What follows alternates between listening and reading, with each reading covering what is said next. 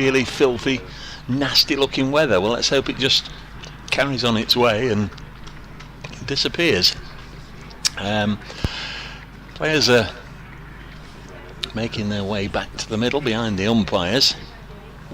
Surrey scoring 244 or 245 in the end. Anyhow, Notts have been set a revised target of 241 set by Duckworth-Lewis. Heaven only knows how they arrive at these figures, or how they're able to calculate if they go off after 9 balls for an hour and a half and the score is 1 for 1. What will it it is, isn't it? It's like one of these ridiculous maths equations. If a plumber does 7 hours of work a week at £19.50 an hour, and then the next week he has fish and chips for his supper, what will it cost to go and watch Nottingham Forest? Yeah, what you've done to me there is giving me nightmares about maths GCSE. Yeah, exactly. Jim gets in a bath that runs at 2 litres an hour and wants a 25 litre bath. How many hours does he have to sit? I couldn't care less.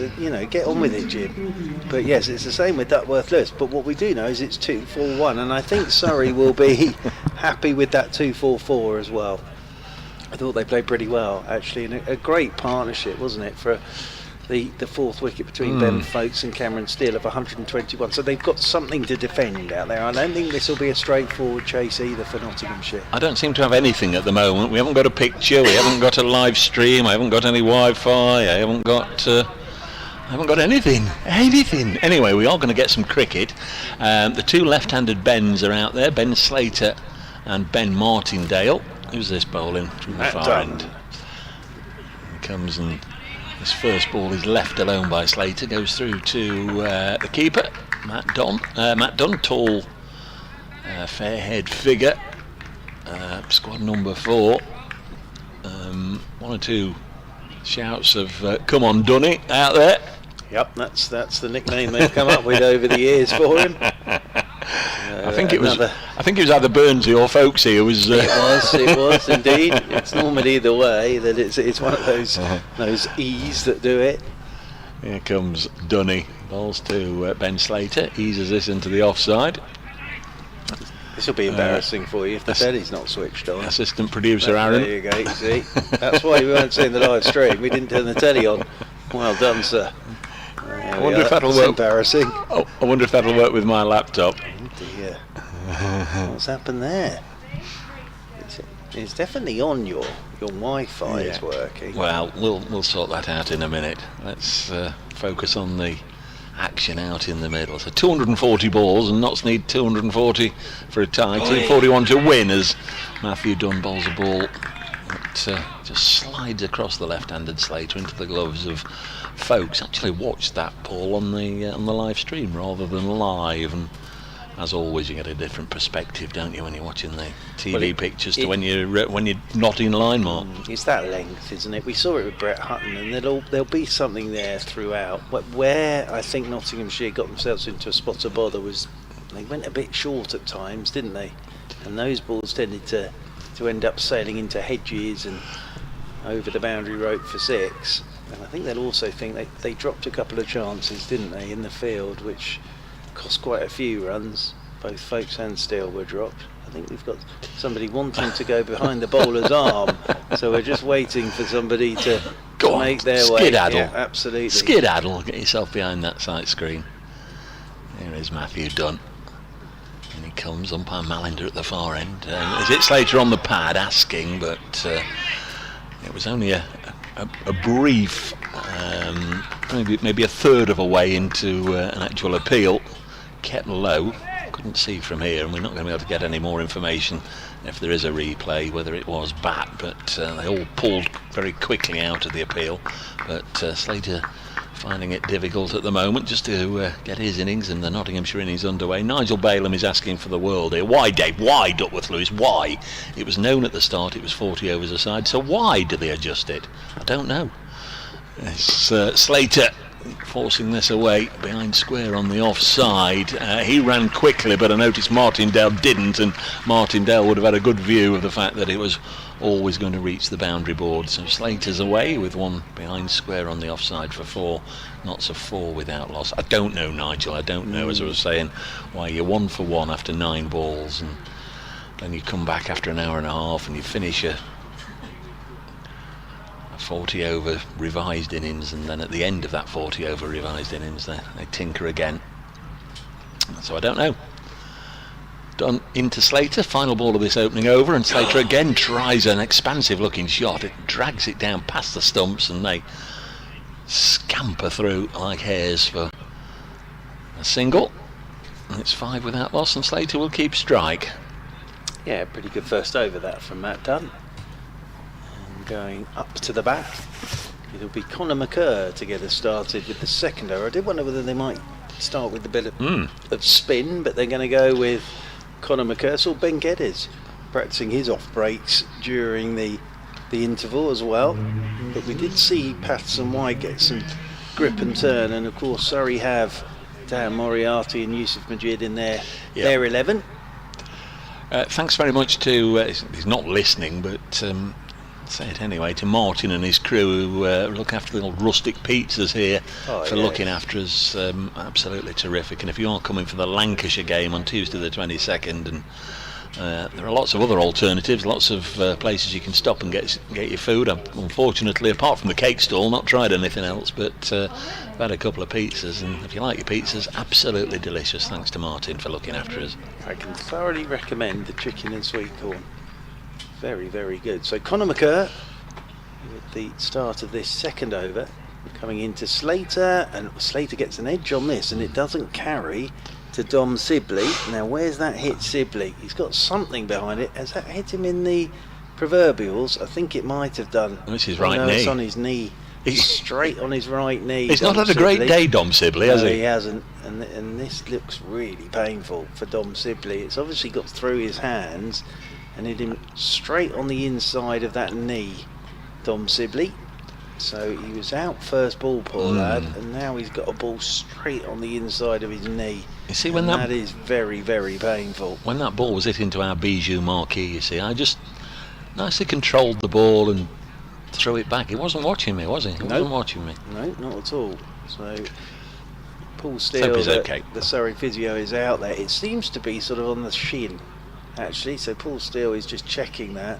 That really has hurt Dom Sibley, and there's a bit of spray going on there, and there's a member of the ambulance crew out there as well. So that might be a little over dramatic, but good to see the emergency services out there as well for Dom Sibley. But I think a bit of the old magic freeze spray will probably do the trick. But very nice of the lady from the ambulance crew to also go out there and check that Dom Sibley's okay. He's hobbling a touch at the moment, but he tells everybody that he's all right. But he's having a heck of a day, is Dom Sibley. As I say, got a absolutely filthy first delivery from Brett Hutton, and was out first ball as it was raining, and now has just been struck on the shin. But he's okay, and we should get underway again in a few moments' time. Luke Griffiths as well, of course, making his debut in this game. But I think Sibley will give it a ball or two and see how he is. But he's patted Paul Steele on the back and said, "I'm okay." So we will get underway again in a few moments' time. And Conor McCurr marching back towards us. Rory Burns stood up at a wide-ish mid-off position, and Slater settles himself down over his bat once again as McCurr is into him, and Slater is beaten on the outside. That's a nice start from Conor McCurr, and taken by Ben Folkes, moving away to his left-hand side. So Conor McCurr starting very nicely. Finds the edge, doesn't carry, and then goes past the edge. Just a reminder, 241 is the target now for the Outlaws. After Surrey 244 for 7, and then lost 3 runs somewhere. I didn't see where they went, but they lost 3 of them. Very careless. Yes, as Slater waits again, as in over the wicket goes Conor McCurr. Slater's in behind a back of a length delivery, just pushes it away out into the offside, and there's no run. So with that target 241, and the rate required, it's telling us, is 6.13. That's what they need to be going at. I have to say, seeing the crowd there on the live stream, some look very cold to me, all wrapped up and bobble hats and big coats on. It's not the warmest of days, and any sun we did have has completely disappeared now as McCurr comes into Slater. Slater's up on his hip and turning this one into the leg side, and we'll get a single as Dunn comes around to do the field. So the Outlaws move on to 6 without loss. Power play 1 is the first 8. So first 8 overs the power play. And I would be guessing here, so totally understand if you're guessing as well. Do we reckon you've got to have 10 overs to constitute a game? Yes, I would have thought it still stays as 10 overs to constitute a game. So we'd need to get through the first 10. I don't think that changes. As in over the wicket goes McCurr, and this is Martindale's first ball, and very nicely played indeed. Into the leg side to get himself off the mark, first ball. Out there to Griffiths, who gets his first touch of the ball. Out at deep backward square, and Martindale off the mark with a couple of runs, and the Outlaws move on to 8 without loss. I know analyst or Holly knows these sorts of things. I just wonder roughly, Holly, when you get 10 seconds, just say for example Notts lost 1 wicket by 10 overs, just to give us some sort of ballpark, what sort of figure Notts would require after 10 overs if we went off. And again comes McCurr. Martindale just about pulls the bat inside the line of that. I think it's a very good first over from Conor McCurr. 2 gone, 2-4-1 the target, and the Outlaws after 2 are 8 without loss. Beneath the pylons of Nettleworth, Welbeck, Suckham, Spyancop, Church Warsop, and lots of other little surrounding villages. We're just outside Mansfield in North Nottinghamshire. It's a ground that Notts have been playing very occasionally. Well, I say occasionally, they played every year bar the COVID year. Since 2015, they've won 5 matches here. The defeat on Friday was only their second loss. They lost to Northants in 2018. There's Matt Dunn from the far end. Bowls, and Slater will force it into the offside. There's no chance of a run. A couple of games have started and not been finished. Glamorgan in 2015. Somerset, was it last year or the year before? And they had one county championship match here in 2019 against Hampshire, where we had 1 day's play, and it didn't stop raining then. We didn't have any play at all days 2, 3 and 4. So Kevin James, who came here on Friday, well versed to the vagaries and weather of Welbeck, as Slater turns this to mid-wicket. Probably only get a single, he will indeed. Nice looking shot, 1 run. Slater on to 7, Notts 9 without loss. Graham Rowley just trying to help 1 or 2 peoples out with the vagaries of DLS, but crikey, it's one down at 10 overs, 49 would be the thank you, Holly, would be the par score. If say we had 10 overs, then went off for rain, didn't come back on. If not, so 1 wicket down, they'd need more than 49. Next ball beats Martindale outside the off stump. Is that Martindale's? No, it's not his first ball, you idiot. It's his first ball in this over. He's 2 not out from now 3 deliveries faced. I think a simple way to look at this Duckworth-Lewis thing is if you start, let's say you're starting a 50 over game, well, it starts as a 50 over game, and then if it rains and it gets reduced, then it's Duckworth-Lewis. But I never can work out how they come up with a revised target. Not when you've only had 9 balls to play. Absolutely, that's the thing. So yeah, it's a strange one, that. 9 without loss. Martindale dances down the track, and he's got the bottom portion of the bat on it, and it's gone for 4. Wasn't totally in control of that. Conor McCurr, the closest fielder to it, in his floppy sun out, but that was only a bit of a retrieval mission for Conor McCurr to go and fetch the ball, and Ben Martindale moves on to 6. 1/2 century in his 3 innings this season. Made 55 at Chelmsford. A rather sluggish 20 odd here on Friday. Just couldn't get the Hampshire attack away. They bowled very nicely to him. There's Matt Dunn, bowls to Martindale. This one's just played up to mid-off, and there's no run. 13 without loss in the third over. Our umpires are Neil Malinder and Ben Peverell.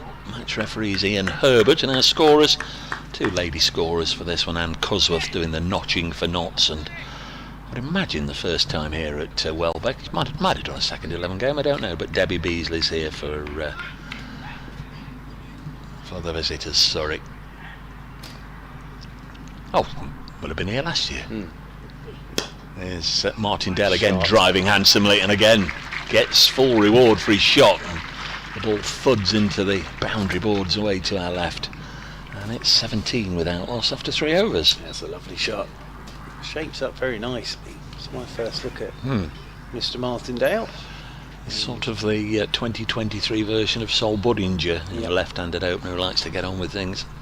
Budinger, of course, then moved to Leicestershire. Well, he's started nicely here, a couple of boundaries. 17 without loss then. And Conor McCurr to bowl the 4th of Surrey's 40 overs. Close up there, Rory Burns got his little bum sticking out through that gap at the back of his Surrey baseball type cap. Don't often see it because in the championship stuff he wears his big white floppy sun hat which covers his hair. As Conor McCurr is in and Slater covers up to a good length ball, pushes it away into the offside. There was a time where sorry Mark, there was a time where it was a toss-up, wasn't it? Rory Burns and Hameed. He for a couple of years had really long hair, and Finn Hudson-Prentice of Sussex as well, but now Haas has had his locks shorn off now a year or two. They're just covering the advertising boards at the far end. Surrey have battered their 40 overs without anybody noticing that it's a little bit off-putting. Well, it is white writing on a blue background, but Surrey never said a word. As McCurr is into Slater, and that just hops on Slater. I think he was trying to run that down towards man. Yeah, he's just rehearsing playing that late, but it hopped on him and bounced on him. And it's taken by Ben Folkes away to his left-hand side. Just in comparison to Friday, just to let you know what you've missed out on Friday, there was a little period where Kevin James and myself was finding it difficult to actually look down there and see the cricket because of the sun reflecting off all the car windscreens. That would be a new experience to me today, I have to say. As Conor McCurr is over the wicket and Slater's up on his toes, helps this one off his hip. Out towards deep backwards square, and now get a single as Griffiths comes in to do the fielding. And that'll be one more to Slater. He's on to 8, and the Outlaws move on to 18 without loss in the 4th. I was midway between windscreens and windshields there, and made a Horlicks of them both, really. But the sun was shining on the glass. Yeah, that is a hazard, isn't it? Sometimes you hear announcements, don't you? But the owner of Ford Escort registrations CY7123ZY put a blanket on their windscreen. Martindale's down the pitch at Conor McCurr, but doesn't time this at all. And that comes off the toe end of his bat and rolls up to Matt Dunn, who does the fielding. Always embarrassing though if it's your car. I would have thought. Yeah, you need to sprint round with a blanket. Because of course a lot of cricket grounds are sort of set to face the wrong way, so you're not looking into the sun. Of course, with the advent of evening cricket over the years, Old Trafford and Derby in particular have had to rotate the square, haven't they? McCurr, over the wicket he comes. Martindale drives, and diving stop from Ryan Patel in there at extra cover. And there is no run. Cameron Steele, who played very well today, he made 67. Folkes made 68, 40 from Ryan Patel, 29 from Rory Burns. Liam Patterson White was probably the pick of the bowlers for the Outlaws. Bowled very nicely indeed with his left arm spin. Turning once more is McCurr. Comes in over the wicket to Slater, who's driving, that beats the edge. And that has hopped again. Apologies, Martindale on strike, and that hopped again off a goodish length from Conor McCurr. It's a good over from Conor McCurr, just the single off it, 4 gone then. And the Outlaws, with this target of 241, find themselves 18 without loss. Slater has 8 and Martindale has 10.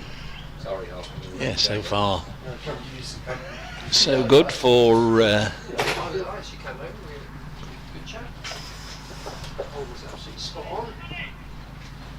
for Nottinghamshire. 18 with Outlaws. Going to be Matt Dunn to bowl to Ben Slater. He comes now, bowls, and Slater runs it to backward point, and there's no addition to the total. Yeah, it's good length again, that from Matt Dunn to Slater. I was saying, it's just great to see Matt Dunn out there playing cricket again after everything his family have been through in recent months. It's just wonderful to see him back out there and bowling and playing his cricket.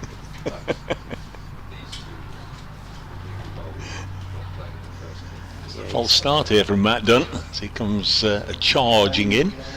Get that signal made by the umpire, dead ball. Looks like umpire man there, he's doing the buffer clock. Yeah. Somebody with a bit of a dodgy exhaust in the background.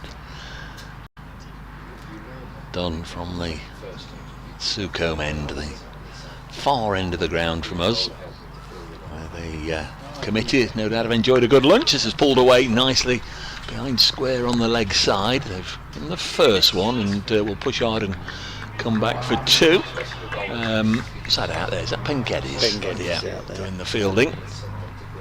Good strong arm from Geddes. As I say, saw him during the interval practicing his off breaks. So I don't know whether that's going to come into play today. Ball has been. Oh, Matt Dunn is going off. Now then, how many balls in this over? We've not completed the over by any means, and Matt Dunn has, whilst we were watching the expert bit of fielding from Ben Geddes, and in came the throw. Meanwhile, Matt Dunn has collected his cap from the umpire, informed his skipper he can't carry on, and he's marching off. Yeah, that's not good. That's really unfortunate. Just saying how good it is to see him back, Matt Dunn. And now he's having to go off. He's obviously felt something, yeah, and has made his way off. And he will immediately head into the dressing room, and Paul Steele, the Surrey physio, will get across to him. So, well, I was mentioning Ben Geddes' off breaks. He's coming into the attack. So Ben Geddes coming into the attack with his offies. But that is a real shame for Matt Dunn.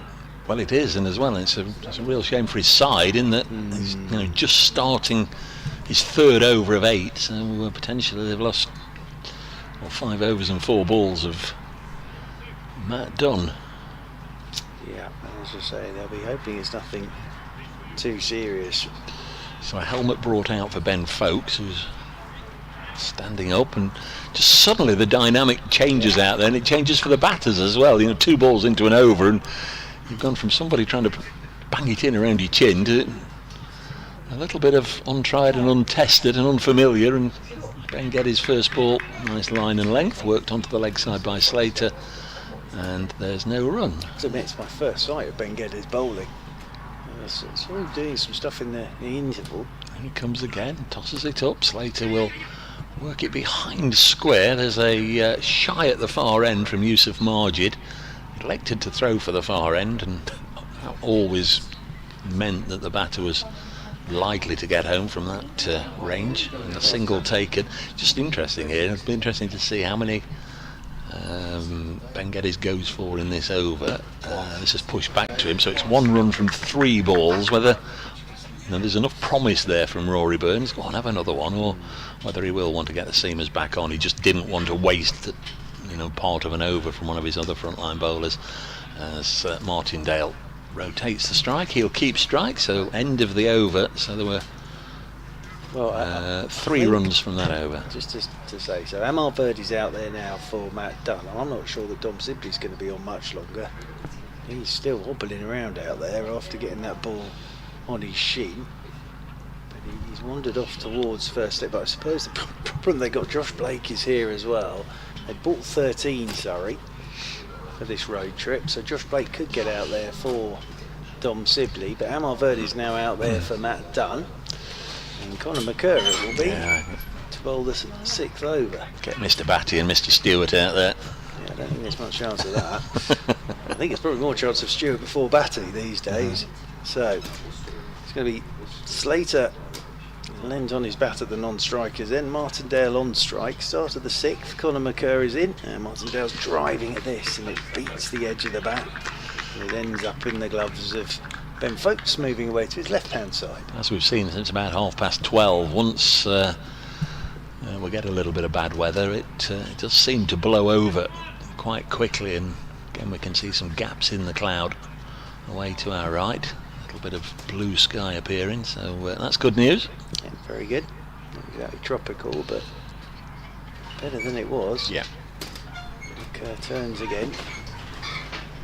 Comes in right arm over the wicket to Martindale, and Martindale pushes into the offside loop, and Ryan Patel doesn't pick up cleanly. Martindale's through for the single. He'll move on to 12, and the Outlaws move on to 23 without loss. So Rory Burns is going to sort of have to manoeuvre this a bit now without Matt Dunn. It didn't look great. I think if any bowler just walks straight off, you know it's not good. As I say, for Matt Dunn, it's just been so good to see him back and playing cricket. So hopefully nothing too bad for him. Slater on 11 as McCurr's into him. Slater shot, just drives on the up, away through the covers for 4. It's a great shot from Slater. Absolutely whistled off the bat. And he will move on to 15, and the Outlaws move on to 27 without loss. Yeah, he had a good start to this competition. Ben Slater made 79 at Chelmsford, but since then 4 against Leicestershire, 1 here on Friday against Hampshire. So he's due in this format, limited over cricket. He doesn't tend to stay quiet for very long. That was a cracking shot, it really was. Averages over 60. As Conor McCurr is into him, and he drives again, and this time straight out to Cameron Steele. At cover point he does the fielding. There is some blue sky arriving now, which is very pleasant.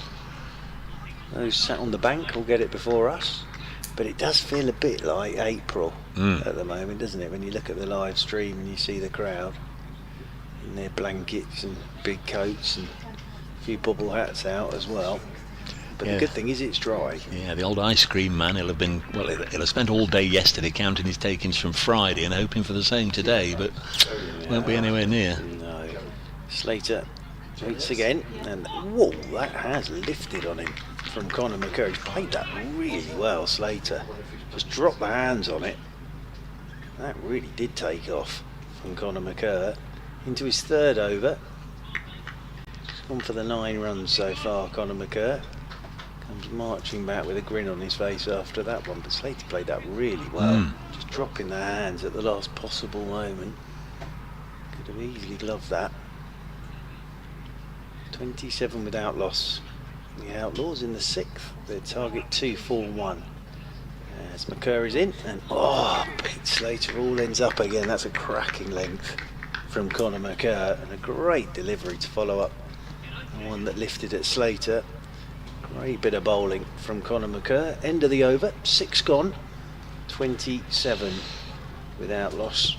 At this stage, Surrey were 21 for 1, so it's not a huge amount between the two at the moment. No, we were just grateful to be seeing Surrey on 21 for 1 at that stage, because there was a time when it was drizzling, when they were off, when they were dragging the big tarpaulins on this morning, that I just wondered if it might be set in for the day, because you all know these outgrounds up and down the country, they're not equipped with the same sort of facilities you'd get on the normal county grounds. As new over starts, Geddes does get another over, bowls to Martindale, who scampers down the track and drives it crisply to mid-on and then retreats. No run. Geddes in again, and once more Ben Martindale makes a good solid connection, but only hits it straight back to the bowler.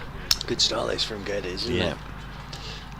Eager to get through his overs as well, not wasting any time. Martindale this time says wait as he pushes it into the offside. Just had to check that Ryan Patel was going to stop it, and made the right call, telling Slater to stay there. So 3 dots to begin this over. Good stuff from Ben Geddes. Gets through his overs very quickly as well, doesn't he? Comes in again, right arm off spinner, bowls, and this time he will leak a run as Martindale works it away behind square. They're going to come back for 2 as Cameron Steele's throw comes in. Good work, good glove work as well by Ben Folkes. Took it cleanly, whipped off a bail, but Martindale was back. Gets a round of applause from Anthony Boter, the Notts assistant coach. Got to call him Anthony these days. That's good running. It was good running. Martindale absolutely tore the first and then came back on the arm of Cameron Steele. Throw was a good one, Yeah. but he was safely home. Sharing these runs nicely. Slater 15, Martindale 14, 29 with Outlaws. Need a platform. They didn't get it on Friday. Wickets went down regularly as Martindale again drives into the offside. This time on the bounce to Patel.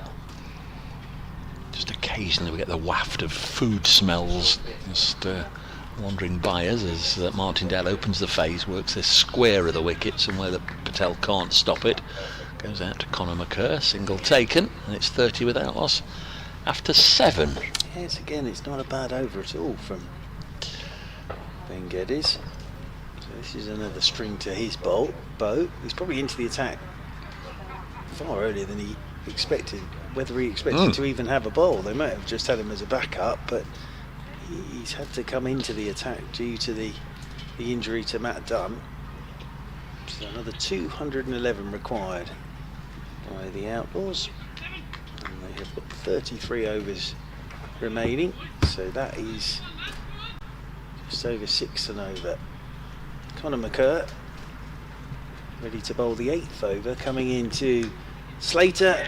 Martindale, apologies, got a big outside edge on that, and that is a cracking catch from Dom Sibley on one leg at slip, because he's been hobbling around, but Martindale really went after that, came down the pitch, big outside edge, and Dom Sibley hangs on at first slip and then gets up hobbling.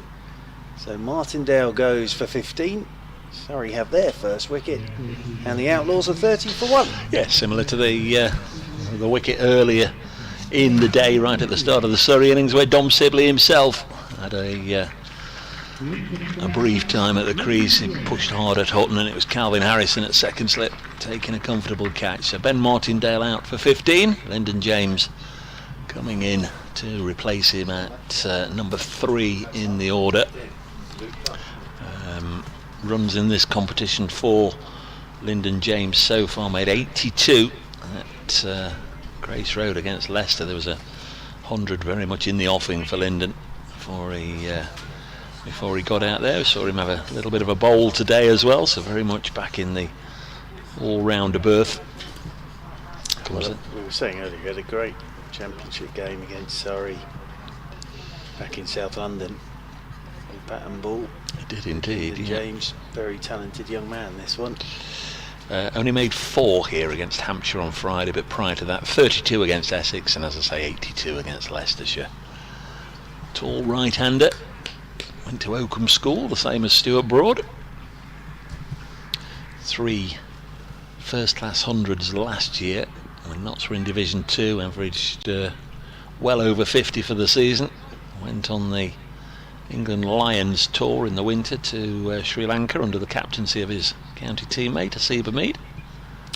Well, he's waiting for his first ball as Conor McCurr comes over the wicket to him, and he's turning this neatly off his hip out towards Ben Geddes at deep backward square, and Lyndon James gets off the mark with 2. Took a while to come back for that second, didn't exactly glide through for the second run, but he's safely home with the throw, and 32 for 1 the Outlaws. Yeah, it was a good catch from Sibley at first slip, because I thought for a second Folkes was going to go, but Sibley took the catch and then fell over, because of course he's still hobbling. Poor fella. He'll feel a bit better about today now. He's taken that catch as well. As McCurr is in, and this one's left alone by James outside his off stump, because he wasn't having the best of days really, was he? Out first ball in the rain, and then outside edge that bounced in front of him, whacked him straight on the shin. And I think he will be feeling a bit happier about Welbeck now, as Lyndon James settles himself over his back. The other thing that would have surprised him was when he looked up and saw the lady from St John's Ambulance there as well. Yes. Asking him if he wanted to be stretchered off, I think. As Conor McCurr is in, and James just helps this one down towards short third. Majid eventually does the fielding, and they will pick up a single. So yeah, just to add even more insult to it, I think the lady was saying, would you like a stretcher? And I think he was saying, no, I'm absolutely fine, thank you very much indeed. A bit of free spray will do for me. But yeah, that's not a great start to your day, really, is it? So you'll feel a lot happier now, having hung on to that sharp chance off the bat of Martindale. He's perhaps had a shocker, you know. He's put salt in his tea instead of sugar. We all have them. Conor McCurr comes into Slater. Slater covering up, pushes away into the offside. I tell you what, Conor McCurr's bowled very nicely so far, hasn't he? Just hit a testing length. Yeah. He's a big lad, Conor McCurr. Notts fans know all about him, of course, but he's a big fella. Conor McCurr gets it down there at good pace. He's found a nice spot on this pitch, hasn't he? Just getting the ball to lift at the left-hander. Turns again, away to our left, and he's now leading this Surrey attack basically with Matt Dunn off the field of play. McCurr is in, and Slater waits for this and just helps it down to short third. There is Hamid doing some 12th man duties now for Matt Dunn. End of the Conor McCurr over. It's a successful one. Picks up the wicket of Martindale, so 8 gone. And the Outlaws 34 for 1. Just to warn you, I will have to nip off at 1:30 to do a little update. Oh, crikey. Right. Yes. Giving me the standard full, 20 minutes notice. Yes. They're getting their full, my full fee today. And that's the end of the power play. The first one. It looks as if Geddes is going to continue. Interesting this, with Geddes bowling his off spin. They've obviously got 2 left arm spinners and the leg spinner, but all 3 of those are turning it the same way. So you've got one coming the other way now in the shape of Geddes, and actually it's very tidy stuff so far. It is. He's going to get another over. Just having a chat with the skipper about his field. Ben Slater will be on strike, the left-hander. Notts bumped Tom Lowton up to the order on Friday, went in at 4, and that was all he got. He was out for 4, so it'll be interesting to see if they do that again. He's been down at number 10 in the first couple of matches. Hameed, the skipper, came in at 5. Liam Patterson-White, Dane Shardendorf, Calvin Harrison. There's Geddes, and bowling to Slater, pushes it into the gap on the offside. Of course, more fielders out in the deep now. We're in the second power play, single taken. Unfortunate moment there for Ryan Patel as he dived for that. His trousers came down. I don't think anybody else noticed. We were delayed for this though because he was doing his bootlaces up as well. So he's now jogged out towards deep mid-wicket. Ground's taken on a completely different feel to the last 10 or 15 minutes because the sun is again trying to break through. It does look quite pleasant when the sun is out. So Geddes to bowl to Lyndon James, and James just plays this nicely and with a great deal of composure down the ground to long on for a single. Gets himself down the other end. Umpire Ben Peverell is relatively new on the circuit, but he's been around the game long enough to know that he's not going to keep traipsing from square leg to square leg. Stays where he is on the pavilion side of the ground. Slater on strike. This time he's hit it straight to Patel and there's no run. And again, it's good stuff this from Geddes. It's just inviting them to take him on, isn't it? Next ball cut away by Slater powerfully. Presume there's protection out there in front of the scoreboard. There is. It's Conor McCurr. I'm trying to think if he bowled last season in this competition when he was captain, but I don't remember him bowling. So this might be his first bowl for Surrey. And as I say, he was going through his warm-ups during the interval, so they've obviously discussed all this. Geddes in to Lyndon James, and James dances down the track, drives it hard into the surface, and the ball bounces back up to be taken chin height by Ben Geddes 37 for 1 knots. Last ball of the 9th over. Again, Lyndon James leaves his crease and plays it onto the leg side, and that's the end of the 9th. 37 for 1. Just a reminder, there's one game finished very early on. It was another half-day cup match at New Road, where Worcestershire bowled out for 108. Warwickshire quickly getting over the line to win by 9 wickets. Elsewhere in the same group as Notts and Surrey, at Chelmsford, Essex made 221, Yorkshire 180 for 5, so they require 42 from 65 balls there. Yorkshire, Hampshire made 296, Leicestershire 107 for 3 after 16, so good game brewing there between the top 2 sides in the division at the start of the day. Kent 288 at Canterbury, rather at Beckenham that game. Kent 288, Middlesex 79 for 5. They just don't do white ball cricket, do the Middlesex. And in the other group, Durham 198, Northants have nearly won there, they're 182 for 4. Gloucestershire 454 for 3. James Bracey 224 not out in that one. Somerset 90 for 2. We're going to get Cameron and Steele into the attack from our end of the ground, the Charlie French end. I'm Dave Bracegirdle, and here's Mark Church. Yep, so Cameron still with his leg breaks, and Slater the man on strike, and the first one's a full toss, which is whipped down the ground by Slater.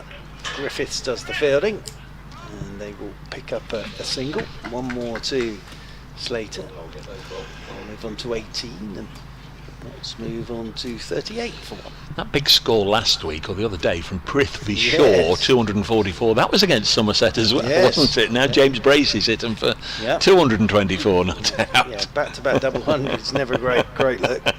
Dan Moriarty comes down towards us. He does. Stood to our right-hand side for the right-handed Lyndon James. Slater's moved on to 19 now. James on 4.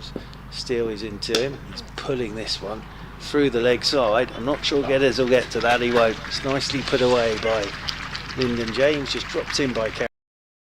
Googly Cam Steele, but that one was a bit short. And Lyndon James has just stood up and hauled it through the leg side for 4. He's on to 8 and 42 for 1 now. The Outlaws. Nicely put away that by Lyndon James through the leg side. Steele comes over the wicket to him once again. James gets up on his toes, tucks it away out there towards deep mid-wicket. Pick up a single as Ben Geddes comes up to do the fielding.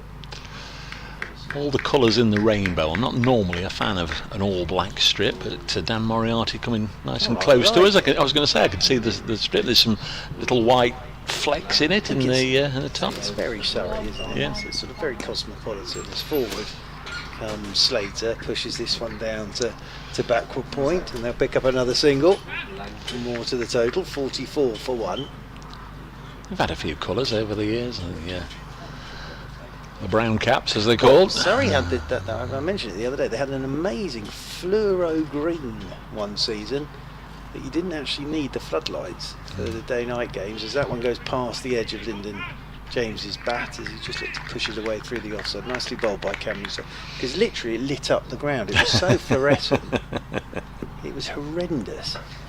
As over the wicket once again comes Steele, and that's the googly whipped away by Lyndon James into the leg side. He's played that beautifully. Yeah. What a lovely shot that is from Lyndon James. Just a roll of the wrists, and that has whistled off to the boundary rope for 4. Lovely bit of batting that. End of the over. First one from Cameron Steele. 10 gone and 48 for 1 are the Outlaws. And what was the number they needed? I was just going to say, analyst Holly, did you say 47 for 1 or 49 for 1? 49 for 1, so not so, well, 1 run behind DLS. If there's a typhoon now, that's it. So, no, they're or would it be a tie right now? Or would Surrey win by? I don't know. It'd be a tie right now. Whatever it's going to be, we're fine. Yeah, but we're going to get a game. Which is great. We're going to get a game. We've had 10 overs. Yep. Which is great news, really, for everybody. Got a bowling change. Ben Geddes whisked out of the attack. I think he's done a pretty good job there. Yusuf Majid comes into the attack. Played in this match last year, if memory serves. He did. Earned himself a contract off the back of his performances in this competition last year. Slow left armour. They'll be bowling to the left-handed Ben Slater. 48 for 1 Nottinghamshire. Remember that they've been set a target of 2-4-1 from 40 as Slater works the first ball from Majid out onto the onside, fielded by Rory Burns. Alert, clean pick-up from the Surrey captain. Nice start for Yusuf Majid. He's in again. Slater once more tests out the fielding abilities of Rory Burns. No run. Matt Dunn off the field. Amar Verdi on as 12th man, just in front of us at short fine. He's got to chase after this one because Slater's got a single. Fielded in fact by Ben Geddes. Just trying to 49 for 1. see if there's any sign of Matt Dunn, but I think he's probably in the dressing room at the moment with the physio. He'll be gutted with that, Matt Dunn. And as I say, fingers crossed it's nothing that's going to keep him out for too long. Well, it might, it might just be one of those Could be. precautionary Yeah. leaves the fields. Of course, I've got York in 2 days' time. We've bought 13 on the trip. There's Yusuf Majid bowling to Lyndon James, pushes it into the offside for a single, and that's the 50 up for Nottinghamshire. Brought up in 65 deliveries. Yeah, Surrey's came up in the 12th over, so just ahead of where Surrey were at the moment. Majid to Slater. Goes on the reverse. Doesn't make a very good contact. The ball just drops down close enough for folks to field. And there's no run. Have they all travelled by coach? Or? Yep, they're on the coach. Yeah, so Matt Dunn might be...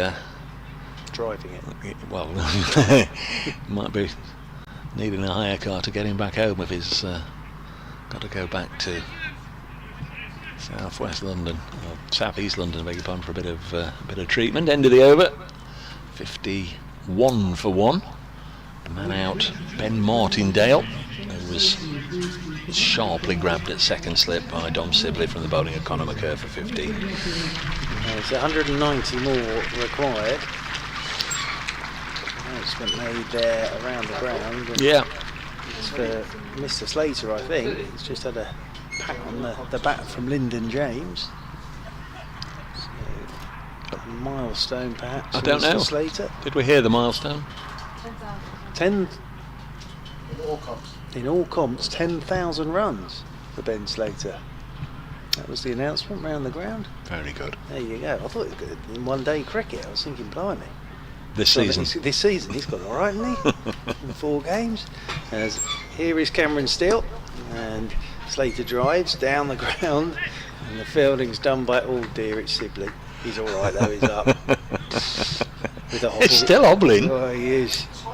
He's not had a great No. day, has he? Work your way through it, Dom. It's not Oh, he's had got- it coming down here now. He's heard you talking about him. 52 for 1.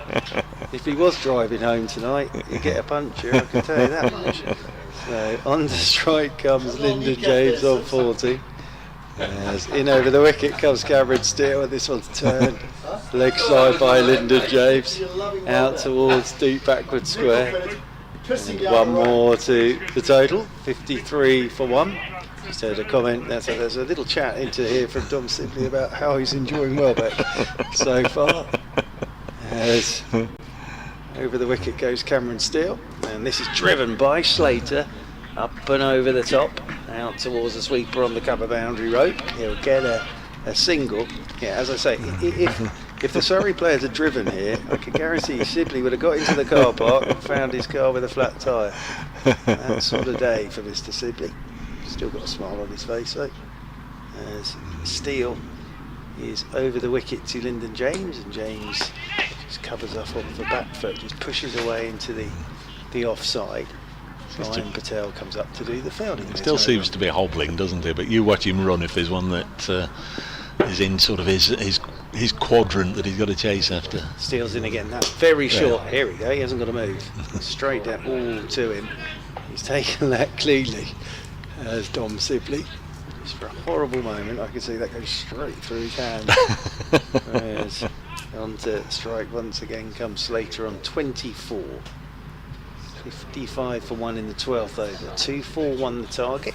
As Cameron Steele is in, and this is turned by Slater neatly into the leg side. Ryan Patel does the fielding. The other thing here is, at the end of the over, Surrey are whipping through these overs at the moment. 55 for 1. The Outlaws with Slater on 24, Lyndon James on 16, the 1 to go. Martindale caught by Sibley off McCurr for 50. Yep, 40 over game, so only 28 overs left in the innings.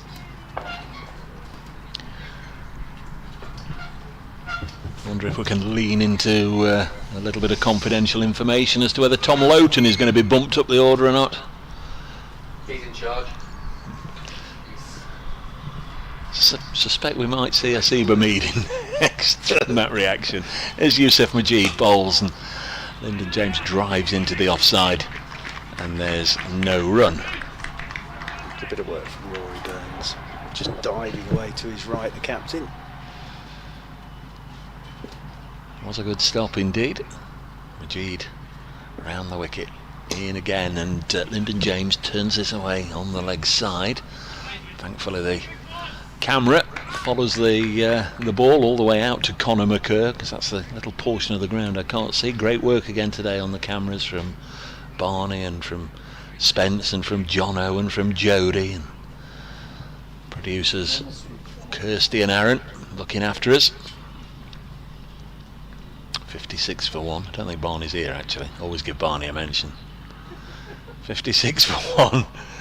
Next delivery from the left arm spinner. Slater eases it out into the covers. There's no run. Slater on 24, James on 17.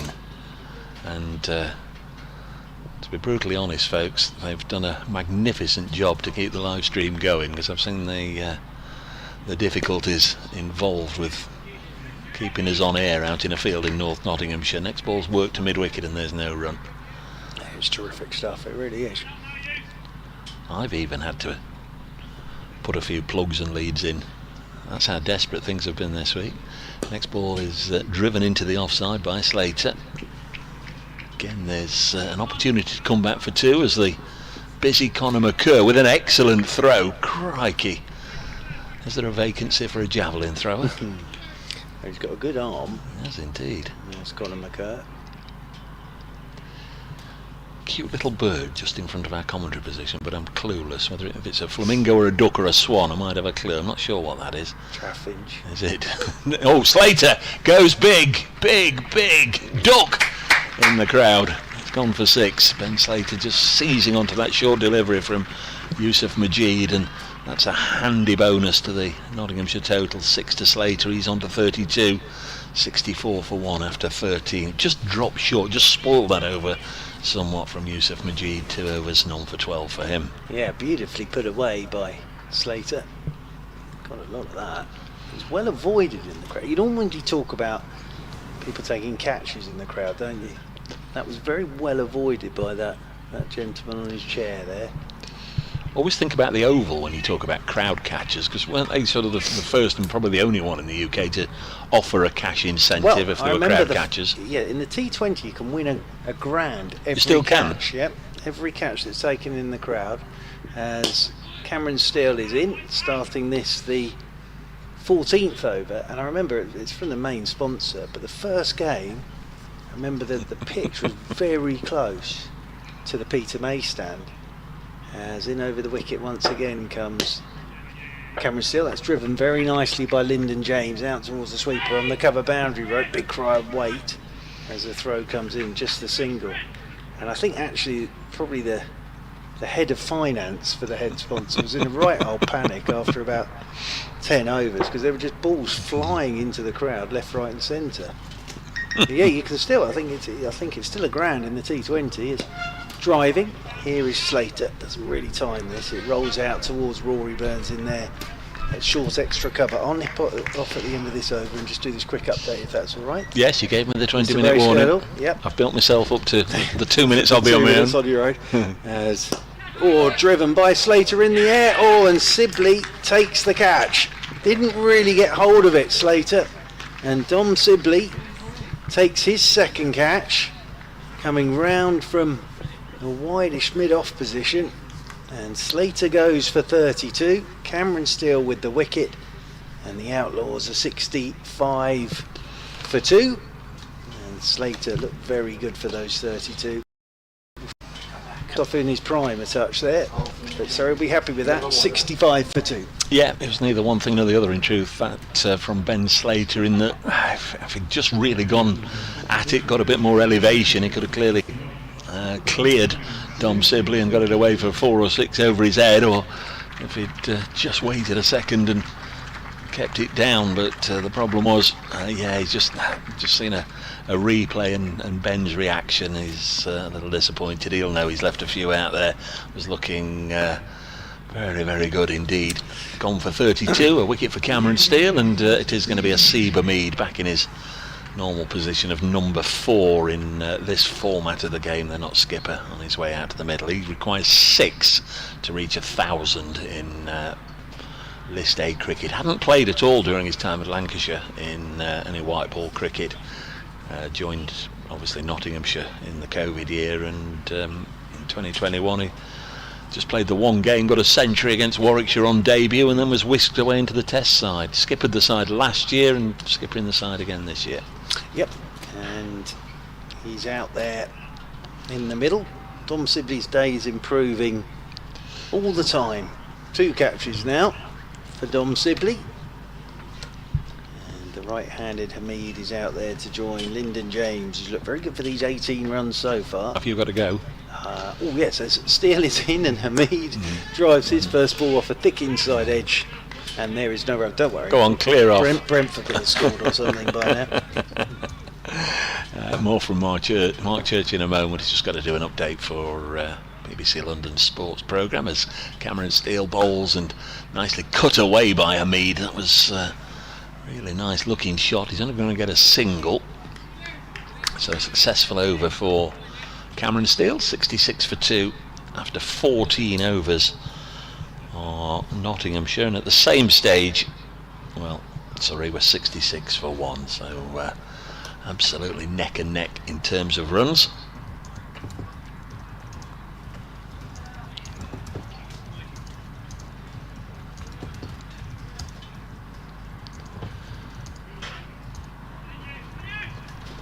Going to be Yusuf Majid to continue. Lyndon James got a bit of a start here. He's on 18, but with that single, Hameed will keep strike. He's taken guard from umpire Malinder. He's got Ben Folkes behind him.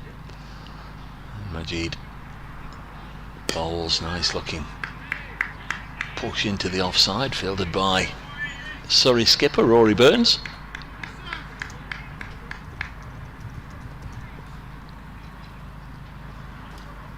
Comes Majid once more. This one's for square of the wicket, but again straight to the fielder. This occasion it's Cameron Steele who's just taken that wicket. Majid in again, and Hameed can't get it away.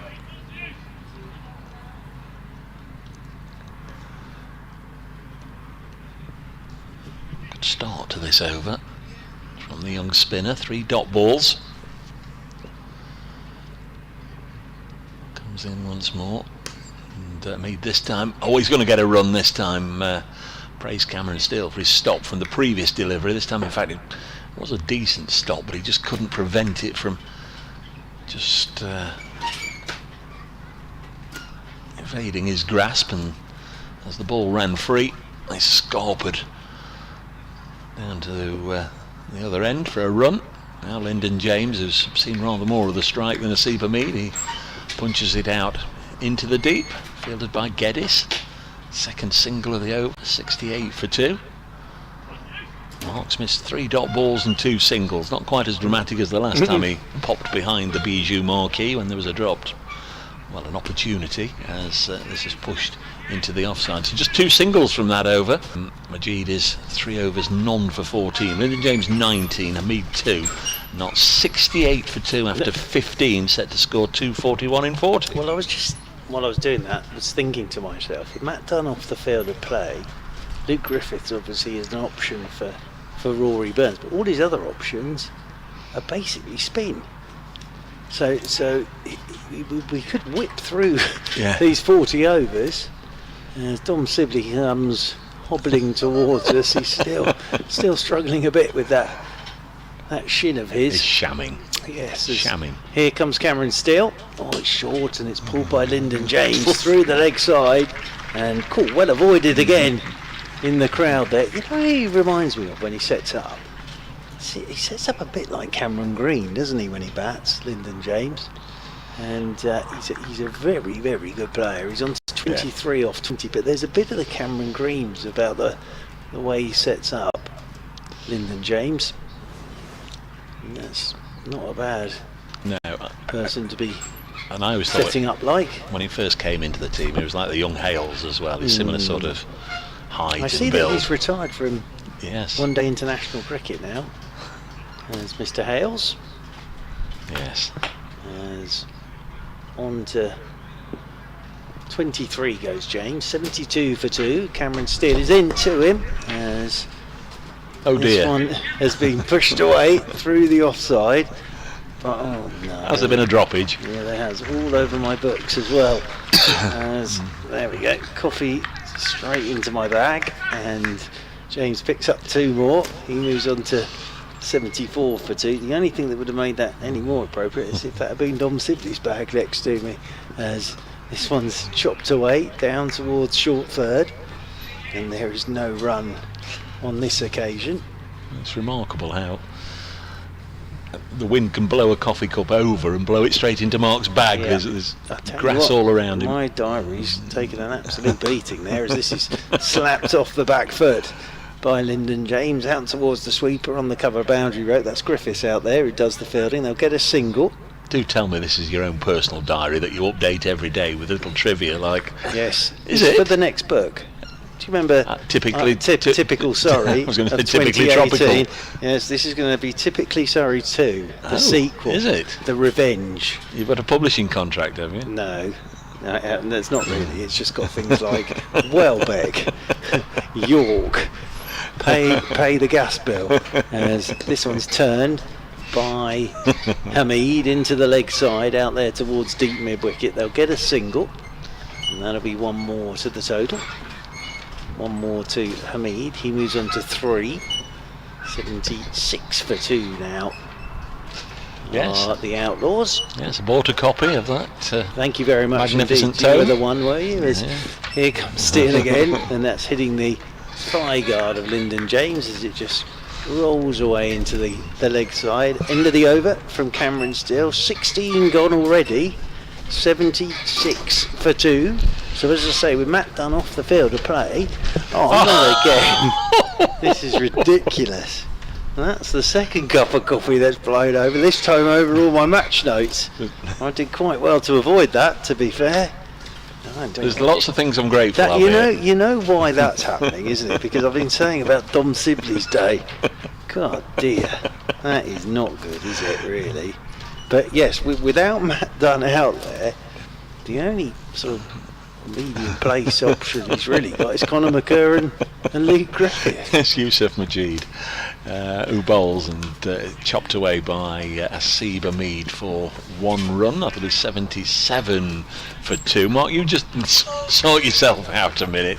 There is a moral to this story, what have I done folks. wrong? There's a moral to this story. If you get yourself a cup of coffee, or you brought a cup of coffee during the tea interval, which was an hour ago now, and it's still full on your desk right in front of you, as Lyndon James comes down the track, he's at this high in the air, and this might be another wicket, should be caught, and it's dropped. It's been spilled over there at the far end of the ground, and that's a horror moment. That Young really Mr. Griffiths is. on debut. It should have been the end of Lyndon James. He's got 2 runs, and on 26 he's danced down the track to Yusuf Majid. It's got completely underneath it. It's gone very, very high indeed. Came rushing in. It seemed as if he was putting himself under unnecessary pressure by the speed in which he was running to get under the ball. It always looked as if it was going to be up there for long enough. He could just judge it nicely, but seemed to be doing everything in a hurry, and it came down and into the hands and cupped out. James under 28. Hameed bowls, and Lyndon James might make them pay now. Runs this into the offside for a single. Should have been taken. Yeah, he got himself in a horrible position to try and take that catch, and that would be a horrible moment for him on debut. I'm just having a Yes, little. you have your cup of tea, which is safely in your hand. Just thinking, telling you off for not drinking yours. Yes, it was all over the floor. Yusuf Hameed bowls, and the not skipper Hameed gets another single. 81 for 2. He was up there a long time as well, wasn't it? So down it went. So it's a life for Lyndon James. He's on to 29 now. I'm not laughing at him, I'm laughing at the state of your notebook. I know, well they're gone now, those notes. I'm not even going to bother looking at them. Hameed into James. It was on his pad, so he can clip it out to deep mid-wicket, where Conor McCurt, with the floppy sun hat, does the fielding. Youngsters today, Mark, have you seen any? Are they allowed in? Are there any here? There were a few kids around earlier with a bat and a ball, I saw, having a bit of a hit. Hameed bowls, strikes Hameed on the back pad and appeals, but nothing doing. Into the 17th over, 82 for 2. Not many, are there? No, there aren't. There were a few around, as I said, with bats and balls having a bit of a hit It's a shame before the game. It is. It's a good crowd in today. I think we had nearly between 6,000 and 7,000 for the game against Kent the other day. So good numbers again coming. But here's Dan Moriarty now into the attack. So Moriarty comes into the attack to bowl the 18th over. He'll be looking forward to playing against Yorkshire, surely. Well, absolutely. Because of course he's been playing championship cricket for them, and that's till the end of the season for Dan Moriarty, so he'll go back there in September and bowl for Yorkshire. So yes, it'll be interesting for him at York, won't it, up against players that he's been playing with. There's Lyndon James then. He's on strike here to Moriarty. His first ball, Moriarty's on a length, it's pushed by Lyndon James out into the offside, and they will pick up another single. So that target, just a reminder, 241 Duckworth-Lewis revised target, after Surrey got themselves to 244 for 7 off their 40 overs. 83 for 2.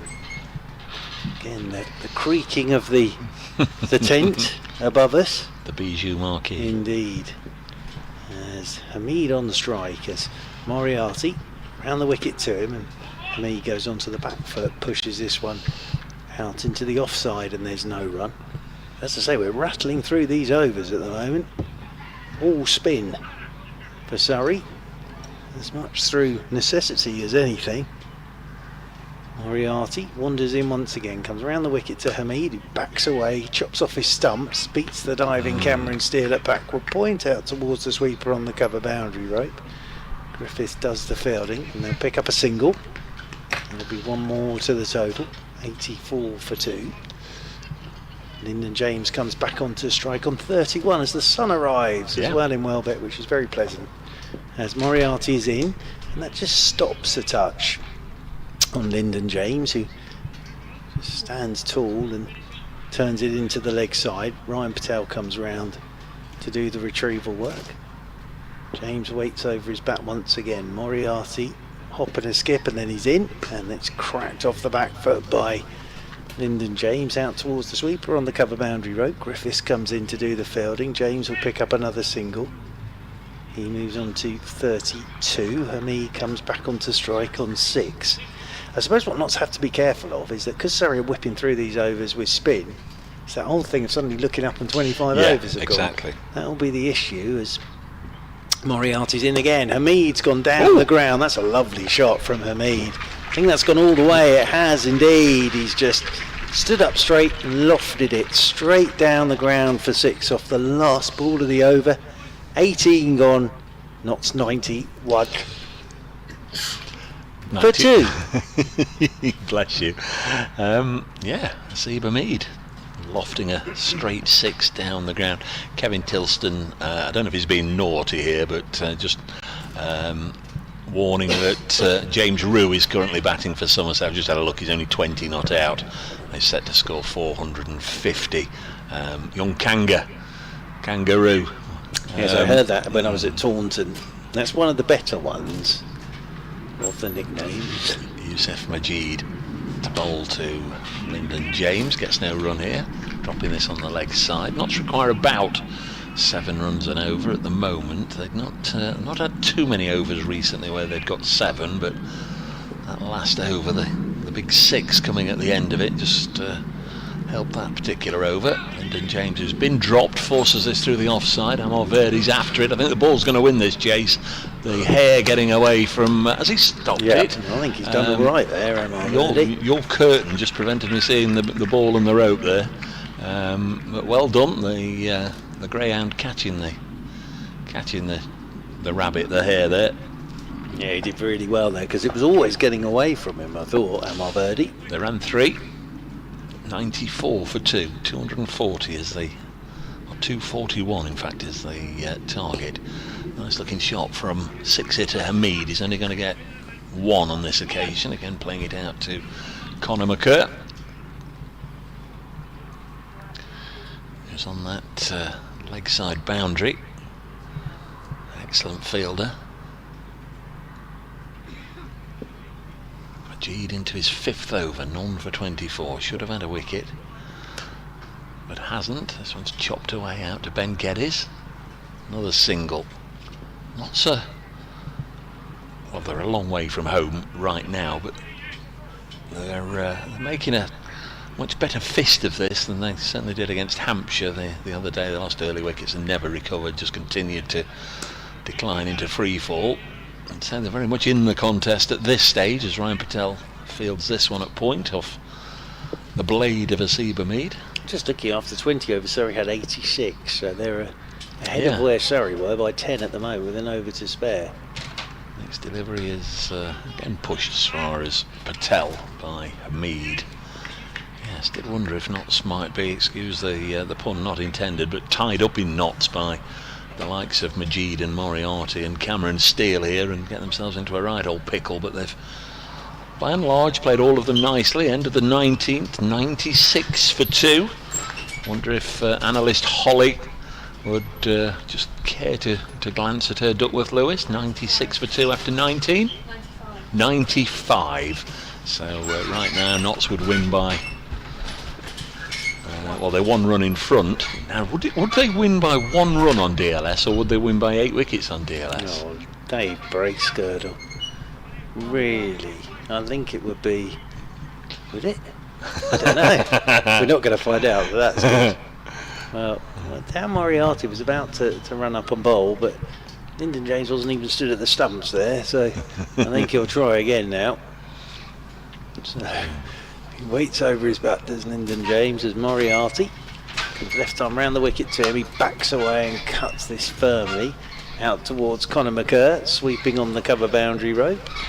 They will pick up they will pick up a single, and there'll be 1 more to the total. There goes the scorecard. You country folk, I mean you city folk, you're not used to coming in the country, are you, where the wind blows? I am, but it's an absolute hurricane in here now. Hameed waits off the back foot, pushes this one into the offside. Burns does the fielding, and there's no run. That breeze was just to try and dry out your notes. Yeah, well, it's going to take a very, very strong breeze to do that now. Hameed waits again. Moriarty's into it, and Hameed, nicely played, just punches again away off the back foot, but straight to Ryan Patel at cover point.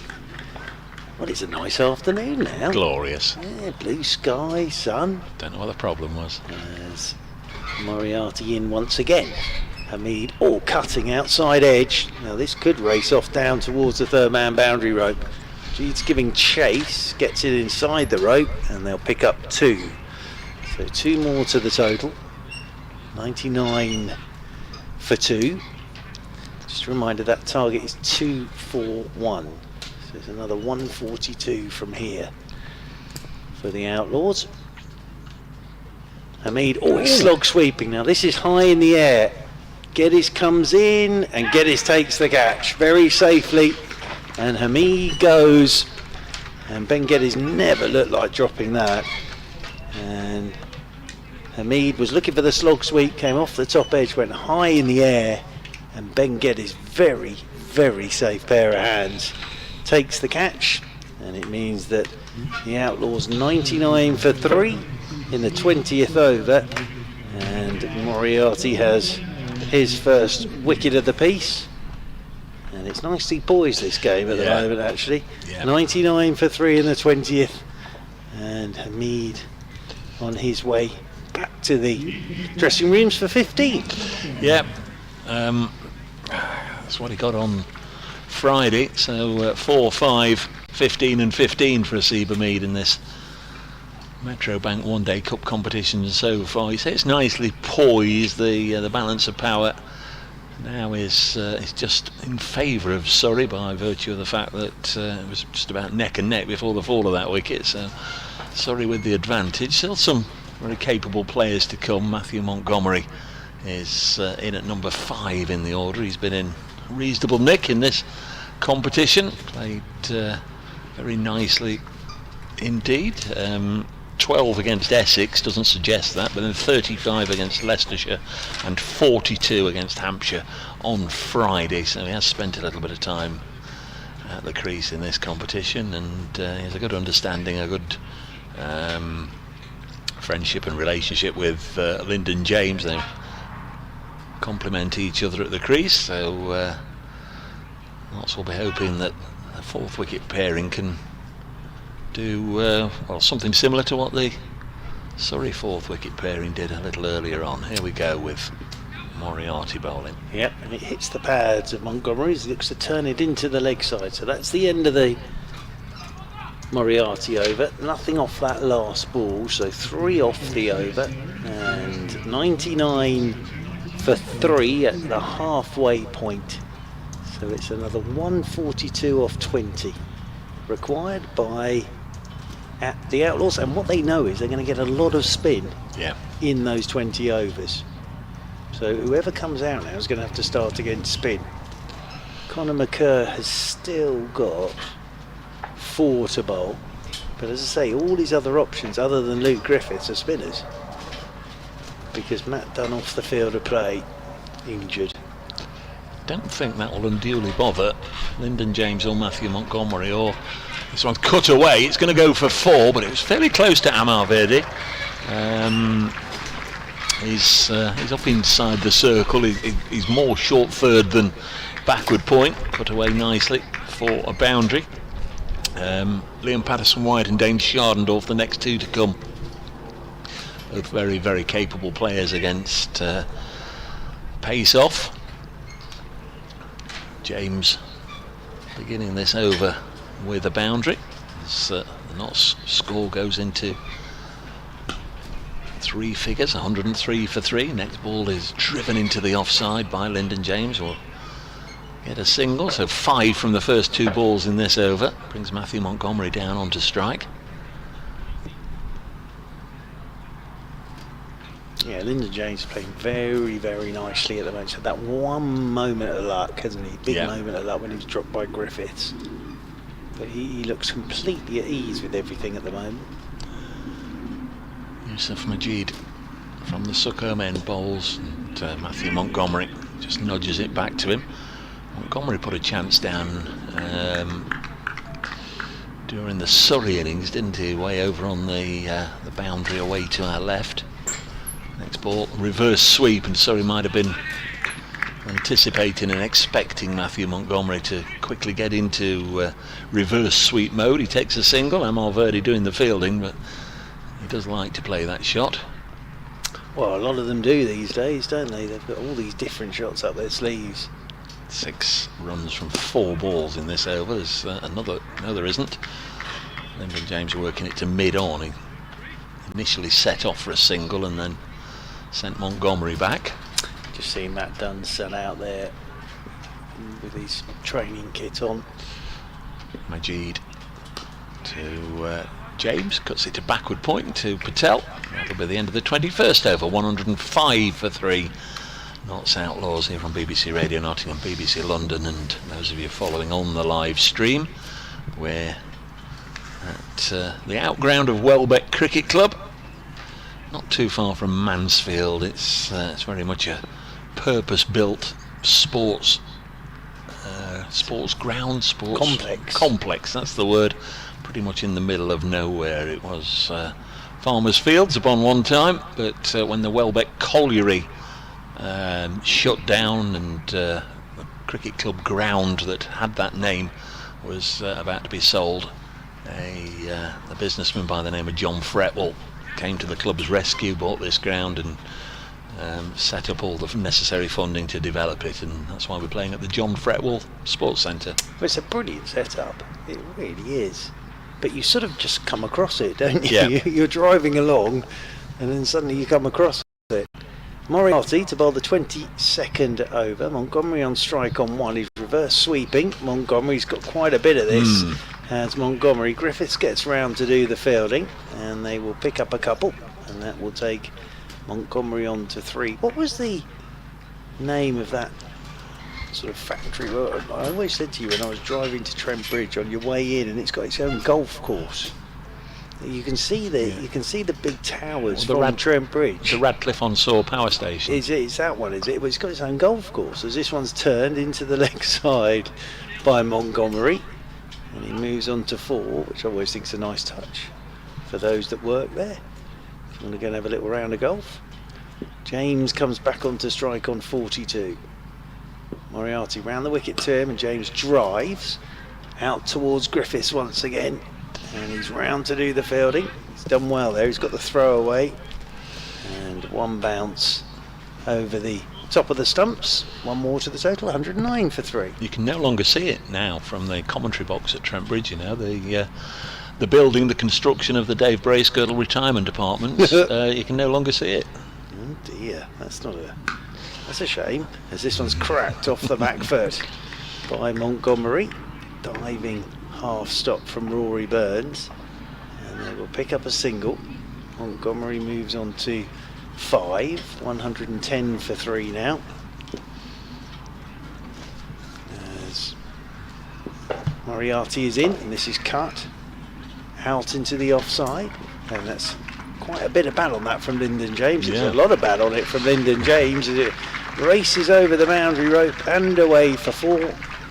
And that was nicely played by Lyndon James, and he's just laid back, got quite a bit of bat on that, and that's taken the ball over the rope and away for 4. He's on to 47 off 40. Who's the fielder out there then now? Is Griffiths, that Griffiths? yeah, because he's covering a huge amount of I was going to say, I think Conor McCurr was a lot squarer when he was out there, and he probably would have been in a position to cut it off. Moriarty in again, Lyndon James driving down the ground towards long off, and they will pick up a single, and that'll be 1 more to the total. So Lyndon James just ticking this along nicely now. He's on to 48 from 41, 22 gone, 10 off the over, 115 for 3 with 18 left, and the target 341.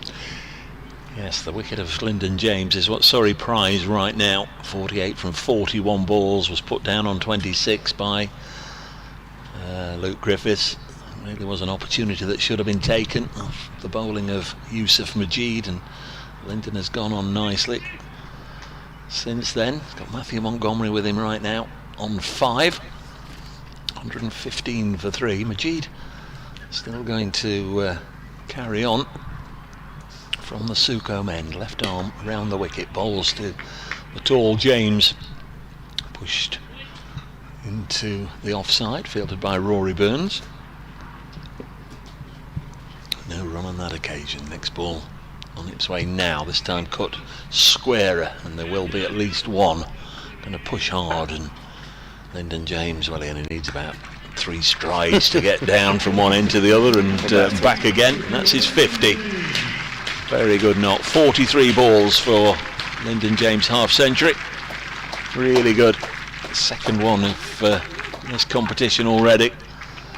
He really did have a 3-figure score staring him in the face when he got out at Grace Road for 82 the other day.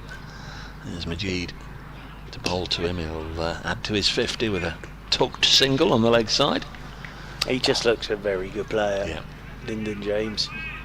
Very organised. He looks as if he knows exactly what his game is as well. Sort of understands his way of playing. Looks very confident, very calm as well. Hameed bowls and down on one knee. Matthew Montgomery's lapped it away. Nice and fine for 4. So this is turning into a good over for Notts. Hameed in his 7th over. He's none for 38 now. A little unlucky not to have picked up the wicket of Lyndon James. Should have been taken. But Matthew Montgomery can sweep and reverse sweep with equal prowess. And again, this time he goes for a reverse. Now I've said that and he's missed that one. Would have been always the way. Yeah, would have been typical if he'd been plumb in front, but wasn't. 1 ball left in this, the 23rd over. Notts just about halfway, just past halfway, and they'll get another run here. So it's 123 for 3. Montgomery will keep strike. He'll move on to 10. Lyndon James has 51, 23 gone, 123 for 3. Yeah, and at the moment they're not doing anything spectacular, but they just keep this scoreboard ticking. So at the moment it's a very good chase, this, from Notts, but I'm guilty of it as well. I've suddenly looked up and they've only got 17 overs left, and it's because Surrey just bowling spin. And they are rattling through these overs. We've only just hit 5 o'clock. And there are 17 overs left, and we're only going to get, you would have thought at this point, another 4 of pace in the shape of Conor McCurr. So Dan Moriarty comes left arm round the wicket, and this is punched away off the back foot by Montgomery. He'll get a single out there to Griffiths. That will bring Lyndon James back onto strike. These two came together with a score of 99, so they've added 23 thus far. Lyndon James coming back onto strike on 51 as Moriarty comes around the wicket to him, and James drives again handsomely away through extra cover. As 1 more to the total. 1 more to Lyndon James. He's on to 52. Moriarty is in, and this is all down towards us again. Just swung 2 bounces by Montgomery into the advertising hoardings down to our left hand side, and Mr. Dominic Sibley has to go and retrieve the ball from behind the boundary boards. Does it very well, then comes back past us and away for 4 it goes, and Montgomery's on to 15.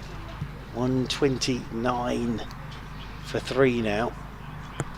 Moriarty's in once again, and this is punched away into the offside, and they will pick up a single.